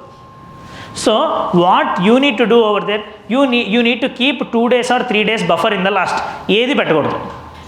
ఇది ఏదైనా ముందుకెళ్తే అది ఆ డేస్ కవర్ అయిపోద్ది. Fine. So ideally this learning phase in this 75 days, these 3 will be forming revision phase. First 75 daysలో నేర్చుకుంటాం. నెక్స్ట్ దాంట్లో హాఫ్ 36 daysలో ఒక రౌండ్, 18 daysలో ఒక రౌండ్, 9 daysలో ఒక round.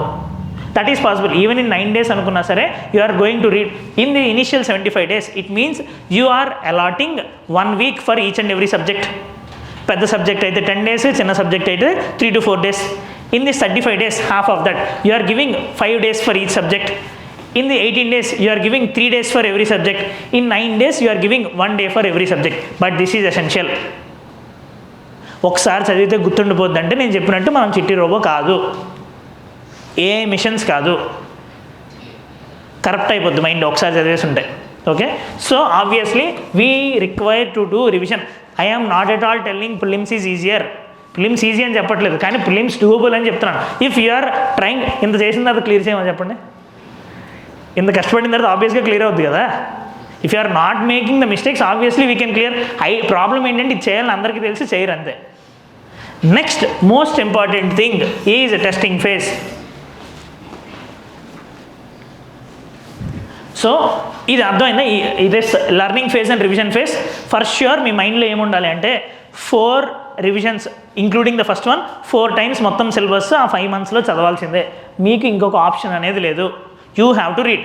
If possible 5th time చదివినా కూడా మంచిదే ఉండే. Now and also remember while you are planning for the last round of revision, మీ ప్లానింగ్ ఎలా ఉండాలి అంటే, remember in the mind, in the last say for example May 24th, May 23rd or May 22nd మీరు చదివేది highly factual which will be easier to forgot. Say పాలిటీలో చదివేది, ఆ ముందు 2 రోజులు you will be reading polity, దాని ముందు రోజు you will be reading history. On the exam day morning మీరు ఎక్కడైనా ట్రాన్స్పోర్టేషన్లో వెళ్ళేటప్పుడు you will be reading modern history, ఎక్కువ వచ్చేది మర్చిపోయేది. దెన్ దానికి ముందు say for example 18th 19th you will be reading environment, science and technology, అవి కాన్సెప్ట్ ఓరియంటెడ్. దానికన్నా ముందు ఎకానమీ, బికాజ్ ఎకానమీ కాన్సెప్ట్స్ అర్థమైతే మీరు గుర్తుపెట్టుకోవడానికి ఏమీ ఉండదు. You have to plan accordingly only, where you which type of subjects you will be forgetting easier, you have to place them before the exam. అర్థమైందా నేను చెప్తుంది? In this manner your retention will be easier. ఆ రోజు గుర్తొస్తే చాలు, ఆ తర్వాత మీరు మర్చిపోయినా 25th తర్వాత మీరు బిర్యానీ తినడానికి వెళ్ళి ఏం చేసి మర్చిపోయినా సరే సంబంధం లేదు. కానీ ఆ ఎగ్జామ్ 2 గంటలు మాత్రం మనం గుర్తు రావాలి. అది గుర్తు రావాలి అంటే దగ్గరలో చదువుంటే, రీసెన్సీ బయాస్ అనేది ఉంటుంది కదా, సో దగ్గరలో చదువుంటే it will be easier. Okay, next testing phase. Listen it properly. అందరూ మెయిన్గా తప్పు చేసేది ఇక్కడ, if we are not doing this testing phase it is of uselessness. ఇప్పుడు దాకా మనం చేసిందంతా waste. Now consider we are having 7 major subjects. ఆ 13ని మనము క్లబ్ చేస్తే 7 మేజర్ సబ్జెక్ట్స్ కింద ఉన్నాయని అనుకుందాం. Now in these 7 major subjects what you have to do? I told that for initial 75 days you have to read complete syllabus. Per subject 10 days ఇస్తున్నారు average అనుకుందాం. Once you each సబ్జెక్ట్కి మీరు చేయాల్సింది, for each subject 2 sectional test. For sure ఇది పక్కాగా మీరు చేయాల్సింది. If you are attempting for the first time or you had failed in the past, that means you have to write sectional test of that subject for sure. Sectional test అంటే అర్థము, it will be considering questions only of that subject. If you are writing environment sectional test, only ఎన్విరాన్మెంట్కి సంబంధించిన మాత్రమే ఉంటుంది. Now sectional test రాయడం వల్ల benefit ఏంటి అంటే, it will be covering each and every topic. Full and టెస్ట్లో మహా అయితే 10 questions వస్తాయి కదా ఎన్విరాన్మెంట్ నుండి. Now in the sectional test you will be having each and everything. ప్రతి టాపిక్ నుండి క్వశ్చన్ ఫ్రేమ్ చేస్తారు. You will be learning from them, you will be learning from those solutions. So ఐడియల్గా say for example what I would suggest, if you are writing giving 10 days for polity example anukundam, you should divide the syllabus into 5 days and 5 days. That is based on any test series schedule. మీ test series subscribe చేసుకుంటారో బయట మార్కెట్లో కొనుక్కుంటారో మీ ఇష్టం, not an issue at all. Okay, there is no compulsion to join any test series. That is of completely your nature. Those things will be only helping you. For example notes లేదు, test లేదు, అవన్నీ వాళ్ళ material ఇస్తారు. Concept అర్థం కాలేదు, వాళ్ళ క్లాసులో నేర్పిస్తారు. Be it any institute, Vishnu IAS or any institute. Now say for example 5 days అనుకుందాం. You should look in to their test series schedule and plan these 5 days. Generally any test series will be dividing the syllabus into 2 parts for sectional test. ఈ first sectional test syllabus మీరు complete చేసేయాలి, ఆ test రాయాలి. ఆ test మీద రాయడం అంటే not writing. You have to invest 6 hours on the test. You are going to write 2 hours. You are going to correct them yourself in half an hour. Taking rest for 1 more half an hour. Immediately you have to put 3 more hours in reading each and every solution. దాని అర్థము మీరు ఇంకొకసారి revision చేస్తున్నట్టే. Through the test solution you are going to revise 1 more time. For every test you are going to allot 6 hours. Full and టెస్ట్కి time తగ్గిపోద్ది, అది 6 hours ఏం పడుతుంది, ఎందుకంటే 1 hourలో మీరు సొల్యూషన్ చదివచ్చు. But for sectional test it will be difficult. So ideally for every subject you have to write 2 sectional test. Now ఇలా మొత్తం అంతా కలిపి you will be writing 15 to 20 sectional test. Coming to full length test, you should start your full length test immediately after completing your learning phase. 75 days అయిపోయిన తర్వాత మీరు ప్రతి 75 daysలో you had done each and every subject and you had also return 2 sectional test for every subject కదా. Then after revision phase మీరు start చేసినప్పుడు మీరు revision చేశారో లేదా సంబంధం లేదు, మీరైతే ఎవ్రీ 3 daysకి ఒకసారి ఒక ఫుల్ లెంత్ టెస్ట్ రాయాల్సిందే. ఇంకా ఎన్ని డేస్ ఉంది? 70 days ఉంది అప్పటికి. In 70 days for every 3 to 5 days you have to write 1 test. Initially you will be writing 1 full length test for 1 week. Then gradually you will be writing every full length test, one full length test for every 3 days. Last month వచ్చేసరికి you have to write one full length test every day for 5 days. Minimum మీరు రాయాల్సిన full length test 15 full length test రాయాల్సిందే.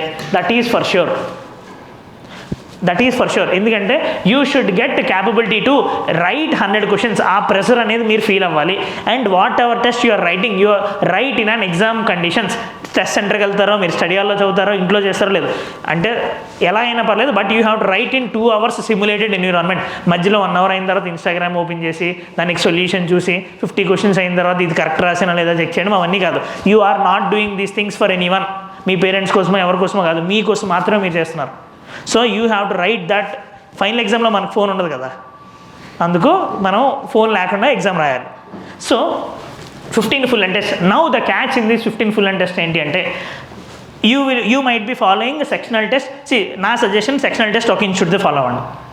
దానికి కారణం ఏంటంటే ఒక institute మీరు follow అయితే you will be complete syllabus. ఒకదాని ఒకటి చూస్తే ఇందులో ఉండేది అందులో రిపీట్ అవ్వచ్చు. It will be burden for us.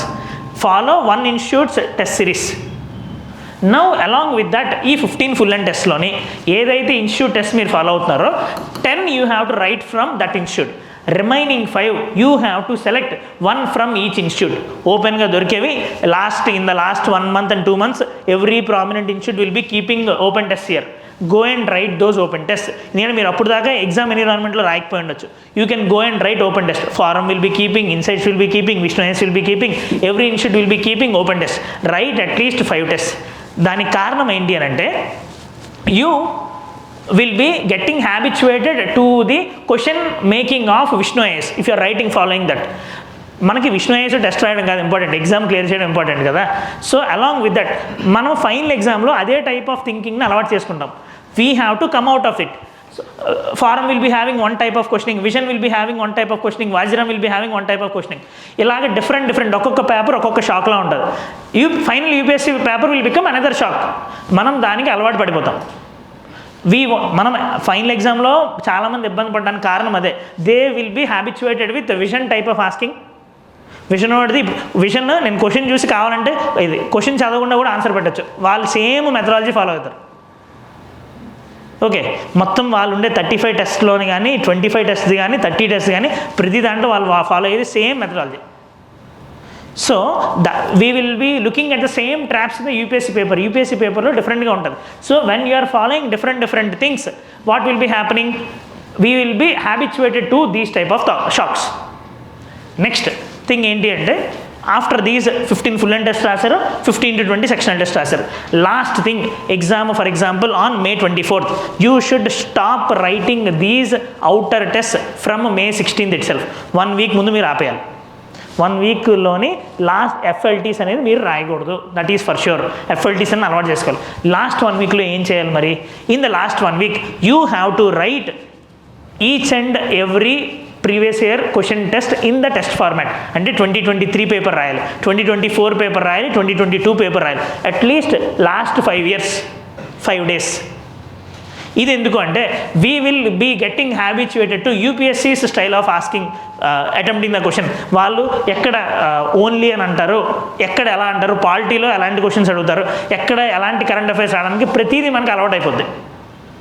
We will be understanding number of traps if you are solving UPSC questions. Now regularly ఇప్పుడు మనము ఇప్పుడు దాకా నేను చెప్పిన అర్థమైందా? Say in the 75 questions you will be doing 75 days you will be doing the sectional test.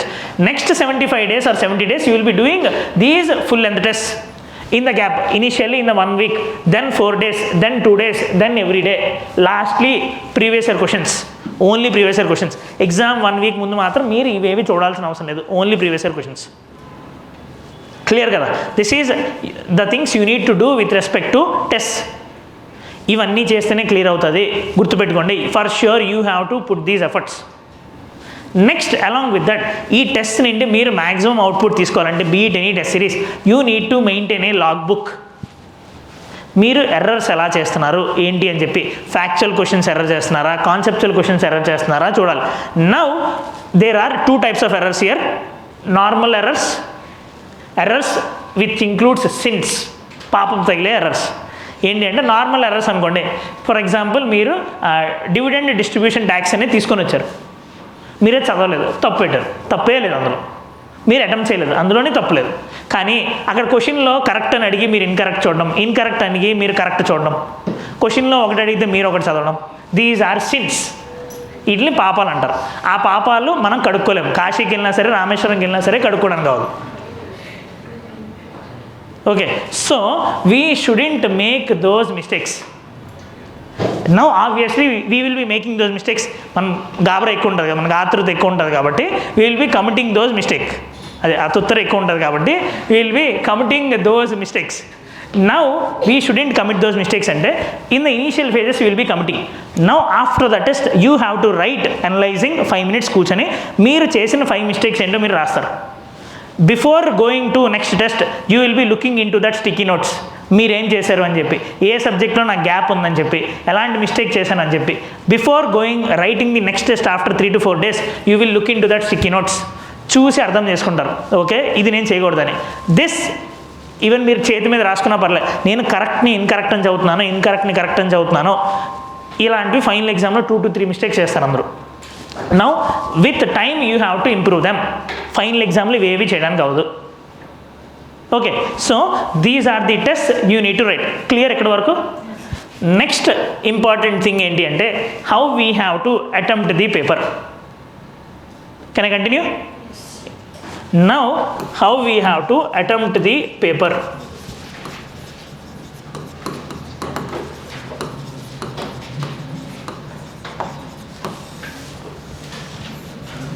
How we have to attempt the paper అంటే I call it as 3/2 rule. 3/2 rule. Now ఇదేంటి అంటే we have to write our paper. I'm talking about full and test. You can apply. ఇప్పుడు ఇది మీరు నేర్చుకుంటున్న rule final ఎగ్జామ్లో apply చేద్దామంటే పక్కా ఫెయిల్ అయిపోతారు. For sure you have to attempt this technique in your sectional test and full and test.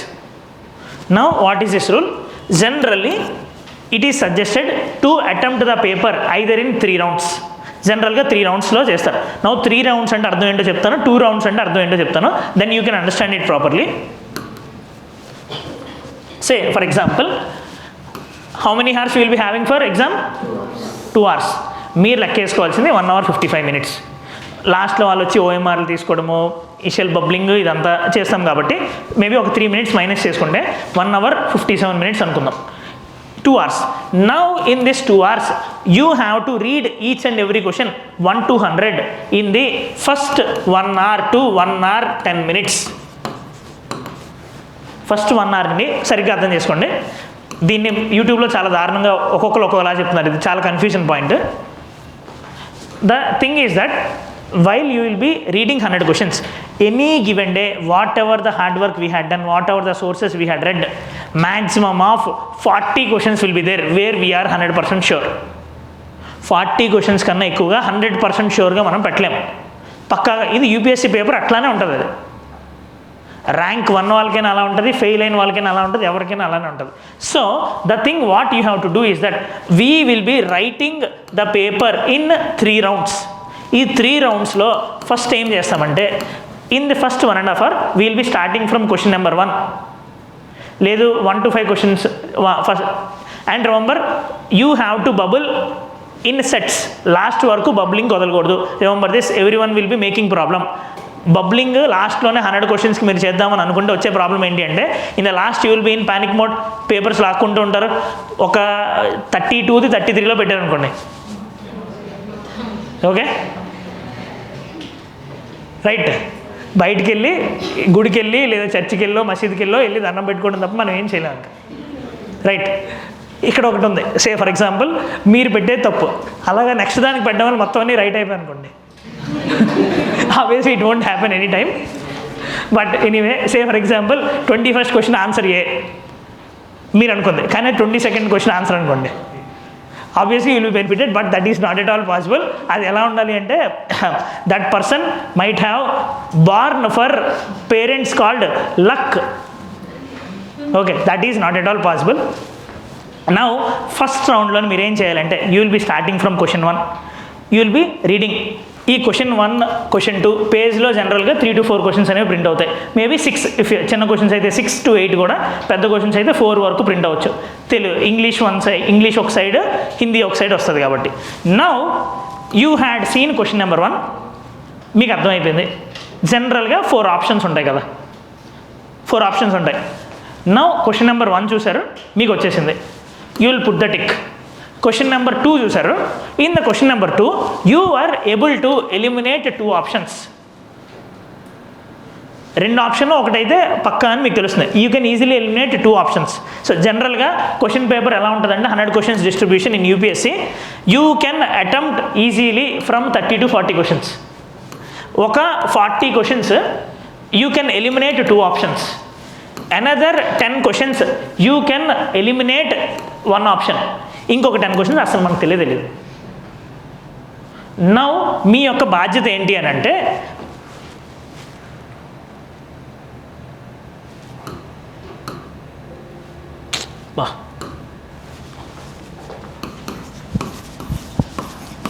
So we know that 40 questions will be easier. And remember, if you are ఈ 40 క్వశ్చన్స్లో ఏమొస్తాయి, మీరు పార్లమెంట్లో చదివినవి, బడ్జెట్లో చదివినవి, environment static part నుంచి చదివింది, primary succession, secondary succession, geography, clouds, ఇలాంటివన్నీ ఇందులో తప్పు పెడితే ఏం తగులుతుంది? సిన్, పాపం తగులుతుంది. So we shouldn't make mistakes here. ఇక్కడ 40లో కౌంట్ చేస్తుంది మనం అవి. ఏమైనా కరెంట్ అఫైర్స్లో డైరెక్ట్ క్వశ్చన్ వచ్చింది, కోరల్, బయోరాక్ టెక్నాలజీ, ఇలాంటివి ఏమైనా వస్తాయి. Say for example remaining 40 questions we will be eliminating 2 options. Answer will be in the remaining 2 options. ఇంకొక 10 questions we will be eliminating 1 option. ఇంకొక 10 questions we do not have any clue. దాని అర్థము we shouldn't attempt them. If you are doing blind guess, you are making a very big mistake. Blind guesses are going to be failure. పక్కాగా blind guess అనేది తప్పే అవుతుంది. Blind guess అనేది మీరు చేయడానికి లేదు, గెస్ చేయాలి. ఈ రెండింటిలో ఒకటైతే పక్కా పెట్టాలి, అది క్యాలిక్యులేటెడ్గా పెట్టాలి. అది ఎలా పెట్టాలో మనం చూద్దాం. ఓకే, సో 40 క్వశ్చన్స్ ఇవి ఉన్నాయి కదా. Now when you are attempting question number 1, 2, 3, 4, 5, 6, 7, 8, question number 1 మీకు వచ్చేసింది, కంప్లీట్ కరెక్ట్, మీకు అర్థమైపోయింది. అది అక్కడ మార్క్ చేసుకుంటారు, ఇంకా బబ్లింగ్కి వెళ్ళట్లేదు. క్వశ్చన్ నెంబర్ 2కి వచ్చారు, ఆ క్వశ్చన్ మీకు అసలు తెలియదు. అంటే నేను ఇంకొక 5 minutes పెట్టినా సరే ఆ క్వశ్చన్కి ఆన్సర్ రాదని మీకు అర్థమైంది. You understood that even if I'm beating my head myself, you cannot answer that. Inside on that question you will mark that in a very big manner. మీరు ఆ క్వశ్చన్ వైపు పేపర్ సబ్మిట్ చేసినప్పుడు కూడా మీరు చూడకూడదు ఇంకా. That is for sure. ఇలాగా there will be some 5 to 10 questions based on your preparation. ఏది తెలియదు అనుకుంటే ఏమీ చేయలేం. ఇవన్నీ చేస్తే మాత్రం ఉంటాయి, మహా అయితే 5 క్వశ్చన్స్ ఉంటాయి అంతే. 5 to 10 క్వశ్చన్స్ మీకు క్లూవే లేనివి, అసలు మీరు జీవితంలో వినండి. You will be stacking them. That means ఈ 4th కేటగిరీలో ఈ క్వశ్చన్ వచ్చింది, ఇది మీకు సంబంధమే లేదు. అంటే మీరు ఎగ్జామ్ రాసేది 90 క్వశ్చన్స్కు 95 క్వశ్చన్స్కి మాత్రమే. Now in this 3rd question you had eliminated 2 options. ఆ 2 ఆప్షన్స్ ఎలిమినేట్ చేశారు, రెండింటిలో ఒకటి. You won't be marking now, you will keep some symbol in front of it. Star mark పెడతారో సర్కిల్ పెడతారో మీ ఇష్టం. క్వశ్చన్ నెంబర్ 4లోని మళ్ళీ 2 ఆప్షన్స్ ఎలిమినేట్ చేశారు. 2 options eliminate చేసిన దానికి ట్రయాంగిల్, 1 ఆప్షన్ ఎలిమినేట్ చేసిన దానికి సర్కిల్ పెడదాం అనుకుంటున్నాను నేను. Now for example 4th question కూడా నేను 2 ఆప్షన్స్ ఎలిమినేట్ చేశాను, దానికి ట్రయాంగిల్ పెడుతున్నాను. 5th క్వశ్చన్ నాకు వచ్చేసింది, 6th క్వశ్చన్ అస్సలకే రాలేదు. 7th క్వశ్చన్కి I eliminated only 1 option, I will mark circle. 8th క్వశ్చన్కి 2 ఆప్షన్స్ ఎలిమినేట్ చేశాను, I will mark triangle. Okay, now this exercise you will be doing for all the 100 questions. మొత్తం 100 క్వశ్చన్స్కి ఇది మీరు చేస్తారు. అంటే ఫస్ట్ 1 hour 10 minutes వరకు ఈ 100 క్వశ్చన్స్ అనేవి మీకు కంప్లీట్ అయిపోతాయి, చేసేయచ్చు, అందులో ఏమి ఇష్యూ ఉండదు. నౌ ఈ ఫస్ట్ రౌండ్లో మీరు బబ్లింగ్ చేసేది ఏంటి అంటే, take set of 10 to 15 questions or 30 questions or 1 page, ఒక పేజ్ వెంటనే బబ్లింగ్ చేసుకుని. అంటే 8 క్వశ్చన్స్ చదివారు, ప్రతి క్వశ్చన్ బబుల్ చేయాలంటే మీరు చాలాసార్లు టైం వేస్ట్ అవుతుంది. So what you can do, bubble 1 page at a time. ఈ పేజ్లోని 3 క్వశ్చన్స్ ఉన్నాయి, సో ఆ 3 క్వశ్చన్స్ ఒకసారి బబుల్ చేస్తారు. Don't leave in the last, don't do each and every question. లాస్ట్లో వదిలితే ప్యానిక్తో పోతుంది, స్టార్టింగ్లో ఈచ్ అండ్ ఎవ్రీ క్వశ్చన్ చేస్తే టైం వేస్ట్ అవుతుంది. Itself will be making 5 minutes. Every second is very much important, and make sure you are bubbling with a pen which will be having large nib. తక్కువ టైంలో అయిపోద్ది కదా. Okay, practice it in the mock test, everything will be important. Don't use gel pens. Anyway, now ఇప్పుడు ఏమైంది, you are keeping star, triangle symbol, circle symbol for 100 questions. ఇప్పుడు 40 questions ఇలాంటివి ఉన్నాయి, ఇవి అక్కడికే బబుల్ చేస్తారు. Now in the second round, first రౌండ్లోనే మీరు చేస్తారు 40 క్వశ్చన్స్ బబుల్ చేస్తారు అనుకుందాం. ఇన్ ది సెకండ్ రౌండ్ మళ్ళీ మీరు స్టార్టింగ్ వచ్చినప్పుడు మీరు ఏం చేస్తారంటే, you will look in to the questions only which you had eliminated 2 options. 2 options eliminate చేసామంటే అది కరెక్ట్ అవ్వడానికి ప్రాబిలిటీ ఎంత? 50%. ఎన్ని క్వశ్చన్స్ ఉన్నాయి? 40 క్వశ్చన్స్. ఆ 40లో 20 కరెక్ట్ అవుతాయని అర్థం కదా ప్రాబిలిటీ. 20 క్వశ్చన్స్ కరెక్ట్ అవ్వడం అంటే ఎన్ని మార్క్స్? 40 మార్క్స్ కదా. మైనస్ తీసేస్తే 10 మార్క్స్ తీస్తాం అనుకుందాం, ఎంత వస్తుంది? 30 మార్క్స్. ఆల్రెడీ 40 క్వశ్చన్స్ కరెక్ట్ పెట్టారు కదా, 80 + 30 110, రైట్? సో ఇందులోని దీని అర్థం ఏంటంటే, ప్రాబిలిటీలోని సగం, since you had eliminated 2 options, probability that half of the questions only will be correct. Now even if you are attempting each and every out of them, now ఇక్కడ మీరు మీనింగ్ఫుల్గా సైంటిఫిక్గా అటెంప్ట్ చేస్తున్నారు. ఏ క్వశ్చన్ పడితే ఆ క్వశ్చన్ అటెంప్ట్ చేయట్లేదు. ఎందుకంటే see we had cut down these 10 questions. అవి ఎందుకంటే ఇవి మనం అటెంప్ట్ చేసినా సరే మనకు మార్క్స్ రావు, ఫర్ ష్యూర్ మనకు మార్క్స్ రావు, నెగిటివే వస్తుంది. But in these questions for sure we will be in positive. 2 questions మీరు 2 ఆప్షన్స్ ఎలిమినేట్ చేశారంటే పక్కాగా మీరు అది పాజిటివ్లోనే ఉంటారు. 50% పోయాయి అనుకుందాం, 40 క్వశ్చన్స్ 20 పోయాయి, అయినా 20 కరెక్ట్ అవుతాయి, 40 మార్క్స్ వస్తుంది. మైనస్ 10 మార్క్స్ తీసేసినా సరే 30 మార్క్స్ వస్తాయి. ముందు మీరు పెట్టిన 40 క్వశ్చన్స్లోని 80% యాక్యురసీ మెయింటైన్ చేసినా సరే అక్కడ మీకు 70 మార్క్స్ వస్తాయి, ఇక్కడ 30 మార్క్స్ వస్తాయి, 100. నెక్స్ట్ థర్డ్ రౌండ్లో మీరు ఏం చేయాలి, you will be looking in to the questions where you had eliminated only 1 option. అది కరెక్ట్ అవ్వడానికి ప్రాబిలిటీ ఎంత? 25%. అంటే 10 క్వశ్చన్స్ మీరు పెడితే దాని అర్థం ఏంటి, సే ఫర్ ఎగ్జాంపుల్ 12 క్వశ్చన్స్ మీరు పెడితే ఎన్ని కరెక్ట్ అవుతాయి? 3 క్వశ్చన్స్ కరెక్ట్ అవుతాయి. 3 × 6, 3 × 2 6 మార్క్స్. నౌ ఆ మిగిలిన అన్నీ కూడా పోయినా సరే మీకు 4 మార్క్సే పోద్ది, +2 వస్తుంది అక్కడ +2 వస్తుంది, అక్కడ మీరు నెట్ నెగిటివ్లో ఉండరు, రైట్? సో ఈ క్వశ్చన్స్లో కూడా మీరు ఒక 10 మార్క్స్ గెయిన్ చేయొచ్చు. In this manner it will be easier to go to 120. అందరూ 120 అంత ఈజీగా వెళ్ళగలుగుతున్నారు, ఇవాడే వెళ్తున్నారు. Okay, right? Now so in the first round you are getting around 70 to 80. In the second round you are getting around 35 to 40 or 30 to 40. In the last round you are getting around 5 to 10, amounting to around 110 to 120. It is possible. Now say for example paper చాలా difficult వచ్చింది అనుకుందాం.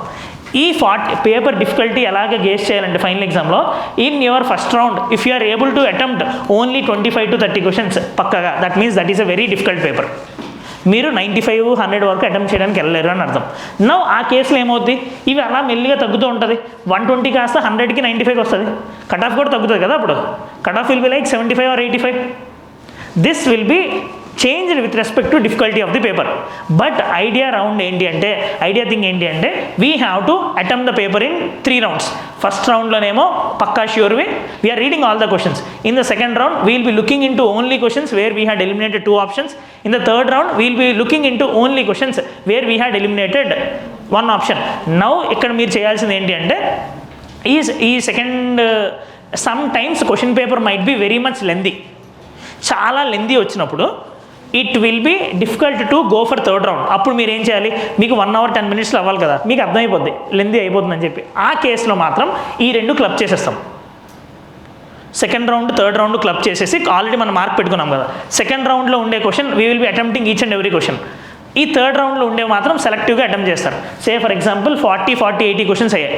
Remaining third రౌండ్లో ఉండే 10 questions are 20 క్వశ్చన్స్లోని మీకు నచ్చినట్టు మాత్రమే round చేస్తారు, tick mark పెడతారు. ఇవైతే మాత్రం జీవితంలో ఇంక మీరు చూడరు, ఆ క్వశ్చన్ రాలేదు కూడా ఎగ్జామ్లో, మీకు సంబంధమే లేదు. అది ఎవరైనా బయటకు వచ్చి అడిగితే అది ఎక్కడ వచ్చిందని అడగాలి మీరు, ఆ క్వశ్చనే రాలేదు ఎగ్జామ్లో. Okay fine, because I'm telling again, if you're doing ఈ క్వశ్చన్లో బ్లైండ్ కేసు తప్ప ఇంకేముందా? లేదంటే ఫస్ట్ థింగ్ ఏంటిది, ఏబిసిడి బాలకృష్ణ, చిరంజీవి, రాహుల్ ద్రావిడ్ ఇవన్నీ లెక్కేసుకొని ఏబిసిడిలో ఏదో ఒకటి వేయాలి తప్ప ఇంకేం జరగదు అక్కడ. Okay, so you should make sure you won't be attempting anything out of this. You will be attempting them in the first round, second round, third round. Now second round, ఒకవేళ థర్డ్ రౌండ్కి వెళ్ళే scope వస్తే it is fine, ఒకవేళ లేకపోతే రెండు క్లైప్ చేస్తాం. And after the second round మీరు చేయాల్సిన పని ఏంటంటే maximum you will be having only 10 to 15 questions to be solved. ప్రతిసారి పేజ్ అంతా తిప్పడానికి ప్రాబ్లం వస్తుంది. You have to turn your pages. అంటే ఫర్ ఎగ్జాంపుల్ బుక్లెట్ ఇంత పెద్ద వస్తుంది కదా, మంచిది ఇది బుక్లెట్ అనుకున్నారు, ఇంత పెద్ద ఉండదులేండి, వంటి చచ్చిపోతారు అందరూ. Now say for example you had third round question after completing second round question. ఒక క్వశ్చన్ ఉంటుంది మహా అయితే, you have to keep it like this, fold చేయాలి.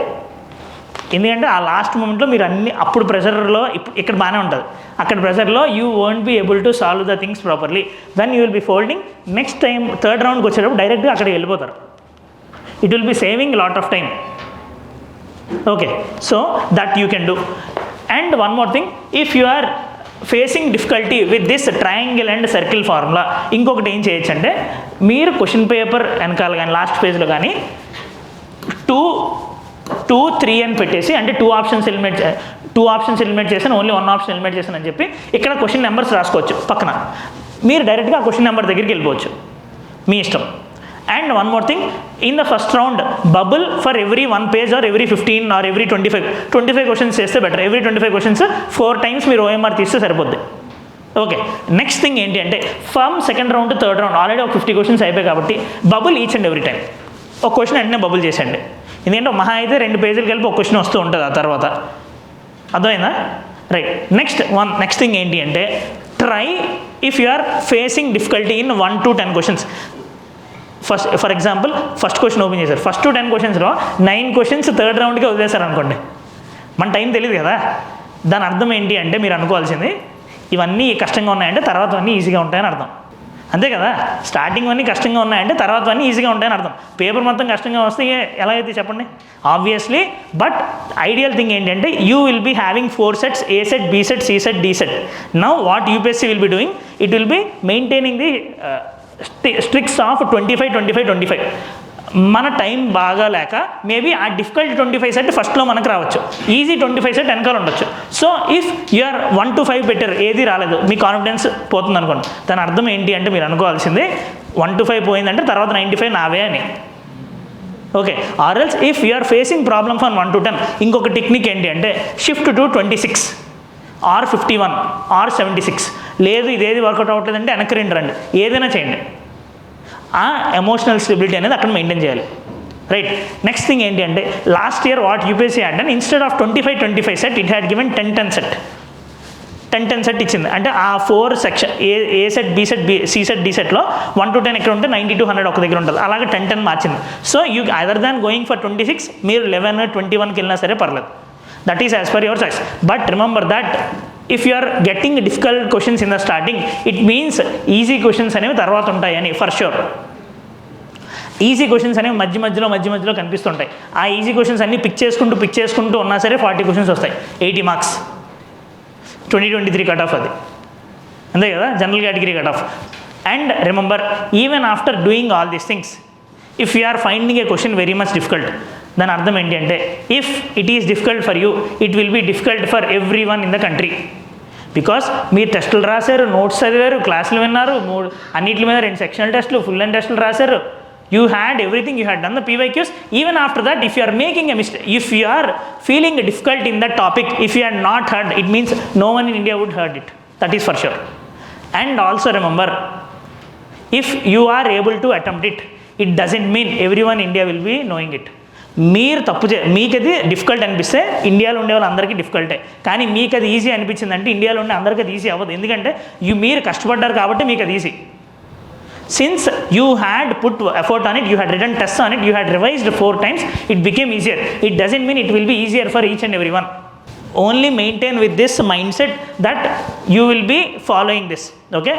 నాకు ఈజీ అయితే అందరికీ ఈజీ కాదు, నాకు డిఫికల్ట్ అయితే మాత్రం అందరికీ అది డిఫికల్టే. 10 more minutes. వెళ్ళిపోవాలంటే వెళ్ళిపోవచ్చు, ఏం కాదు. Okay, fine. Next, clear with respect to paper attempting. Okay, now remember, if you are practicing this in the exam, in your mock test, then only it will be fruitful. Otherwise మీరు final ఎగ్జామ్లో ఇది practice చేయలేరు. Okay, ఒక first 2 to 3 డేస్కి మీకు ఇబ్బంది అనిపిస్తుంది ఈ సెకండ్ రౌండ్ థర్డ్ రౌండ్ చేయడం అనేది. కానీ తర్వాతకి మాత్రం you will be seeing an improvement of 25 to 30 marks for sure. Okay, next look into these themes. Remember, these are very much important. You need to put additional efforts on these themes. Yeah. Now, if anything below 75 is dangerous. ఎందుకంటే problem ఈ UPSC పేపర్లోని accuracy maintain చేయడం అనేది చాలా కష్టం. Right, so below 75 is dangerous. Generally 85 to 95 చేస్తారు. It doesn't mean that is good range. If paper is very much difficult మీరు 75తో కూడా qualify అవ్వచ్చు. బట్ లెస్ దాన్ 75తో మాత్రం వద్దు. ఎందుకంటే we cannot maintain that accuracy. It will be very much difficult.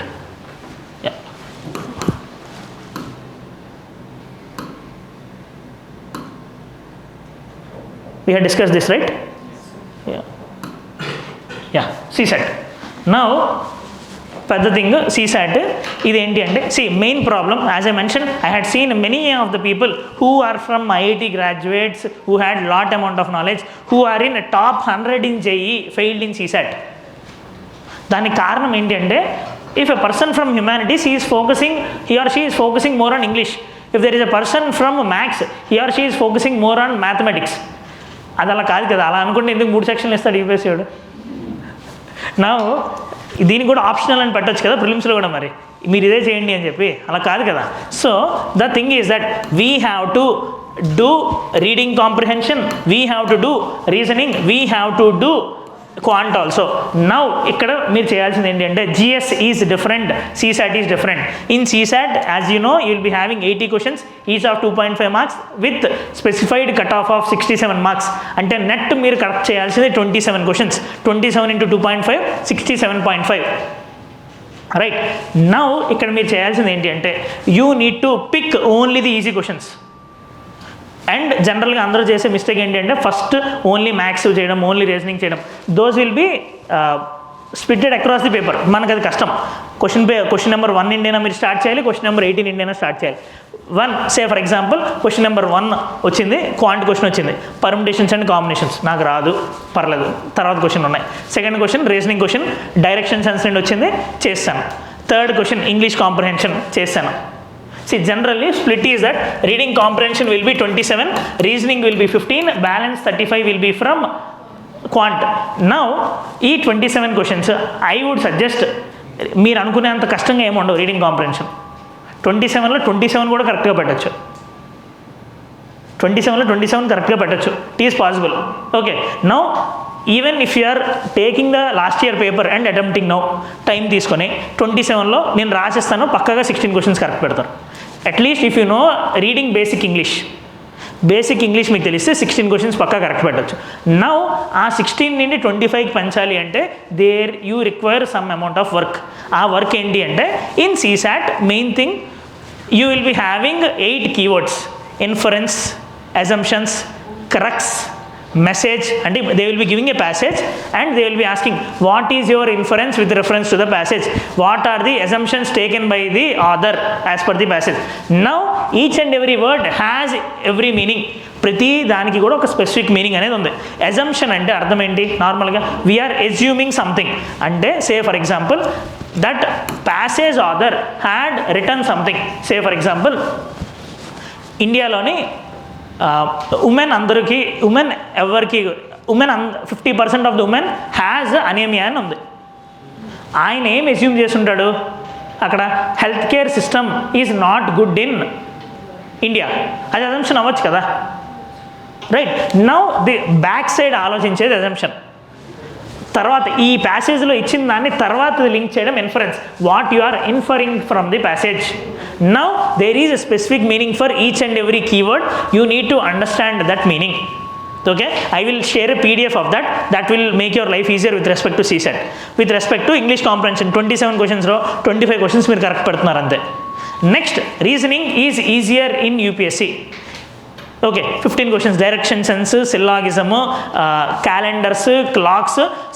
CSAT is not equal to CGL, CSAT is not equal to IB, CSAT is not equal to CAT. అక్కడ ఉండాల్సిన skills వేరు, ఇక్కడ ఉండాల్సిన skills వేరు. Okay, now ఈ CSATలో మీరు చేయాల్సింది ఏంటి అంటే, rather than going for anything, look in to the type of models they are being asked. Repeated models ఉంటాయి. Syllogism important, direction sense important, దాని మీద వర్క్ చేయండి. Do only previous year questions for CSAT, nothing more than previous year questions is needed. Do only previous year questions, but you need to do each and every previous year question regarding each and every theme. Now ఇందులో 27 చేస్తున్నారు, maybe ఒక 15-16 correct అవుతున్నాయి అనుకుందాం. Reading comprehension you will be doing 10.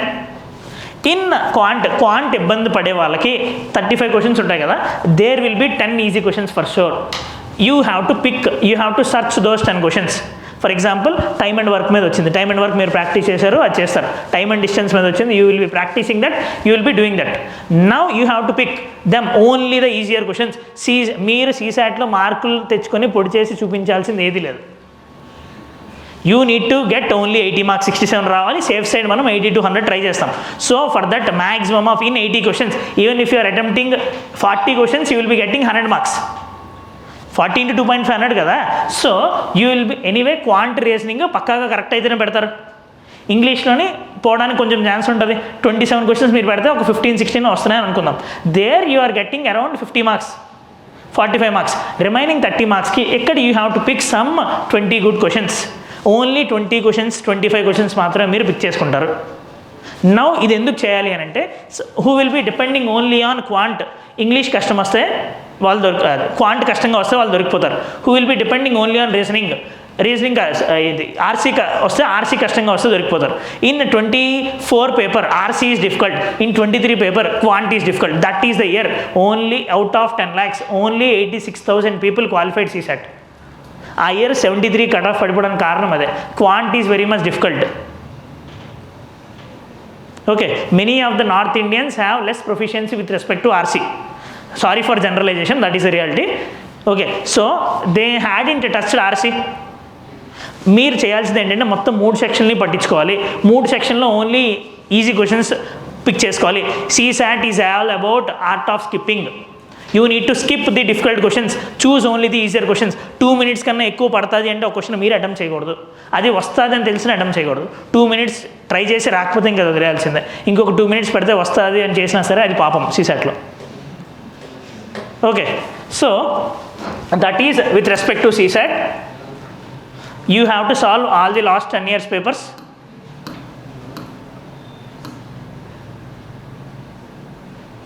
Yeah, now PYQ themes ఇవి చూడండి. Of course time shortage ఉంది. Elimination టెక్నిక్స్కి maybe I will try for taking 1 more session and all. It will itself take 1 hour probably. Clear everything until now? అది use అయిందా? Waste అయిందా 2 hours లైఫ్లో? లేదుగా. Now the thing is that idea line, if I have to summarise, you need to restrict your sources, you need to have proper strategy for revision, you need to look in to the PYQs. PYQs are everything. Next one more thing, PYQs చూసేటప్పుడు పద్ధతి ఏంటి అంటే, for example on January 1st you are starting with reading fundamental rights అనుకుందాం. First go and look in to the fundamental rights PYQs. Don't look in to the answers, only look in to the question and statements. Let those things ingrain in your mind, ఎలాంటివి అడుగుతున్నారు అని చెప్పి. Then go and read your notes, class notes. Class వింటారా, rapid revision class వింటారా, class notes చదువుతారా, మీ ఇష్టం. After that again ఇది చదివేసిన తర్వాత again go to the previous year questions. దాని మీద 10 questions ఉంటాయి. Solve all those 10 questions. If you are able to solve at least 50% correct, you are in the right track. మీరు అది కూడా చేయలేకపోతున్నారు అంటే there is problem with your understanding or problem with the source you had taken. You have to understand that. ఇలానే చేయాలి. And each and every time ప్రతి రౌండ్లో కూడా మీరు PYQs పక్కన పెట్టుకునే మీరు చేయాలి. Take some good source of PYQs. Then after PYQs sectional test, again PYQs. This is common for all the things. Okay kada? For elimination techniques we can discuss some other day.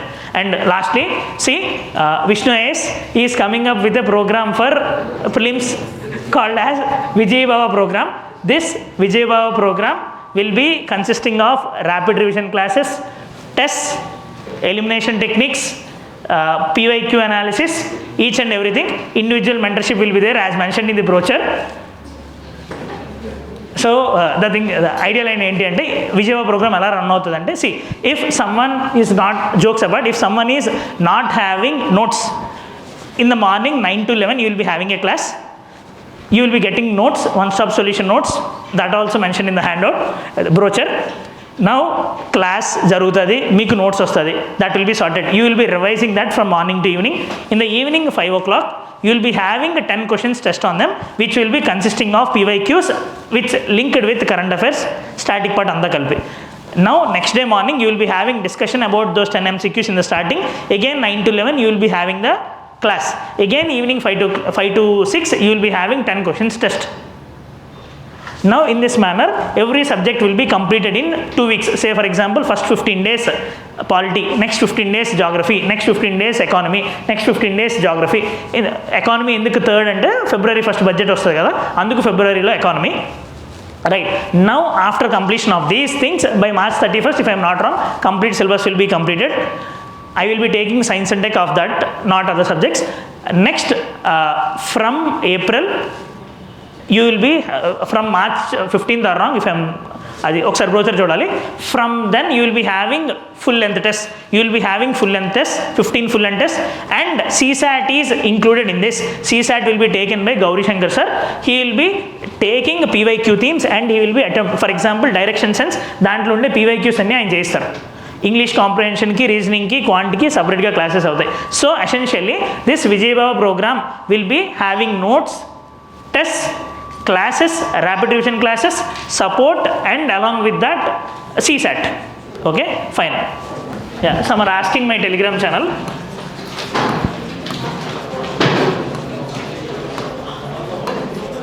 Okay thank you.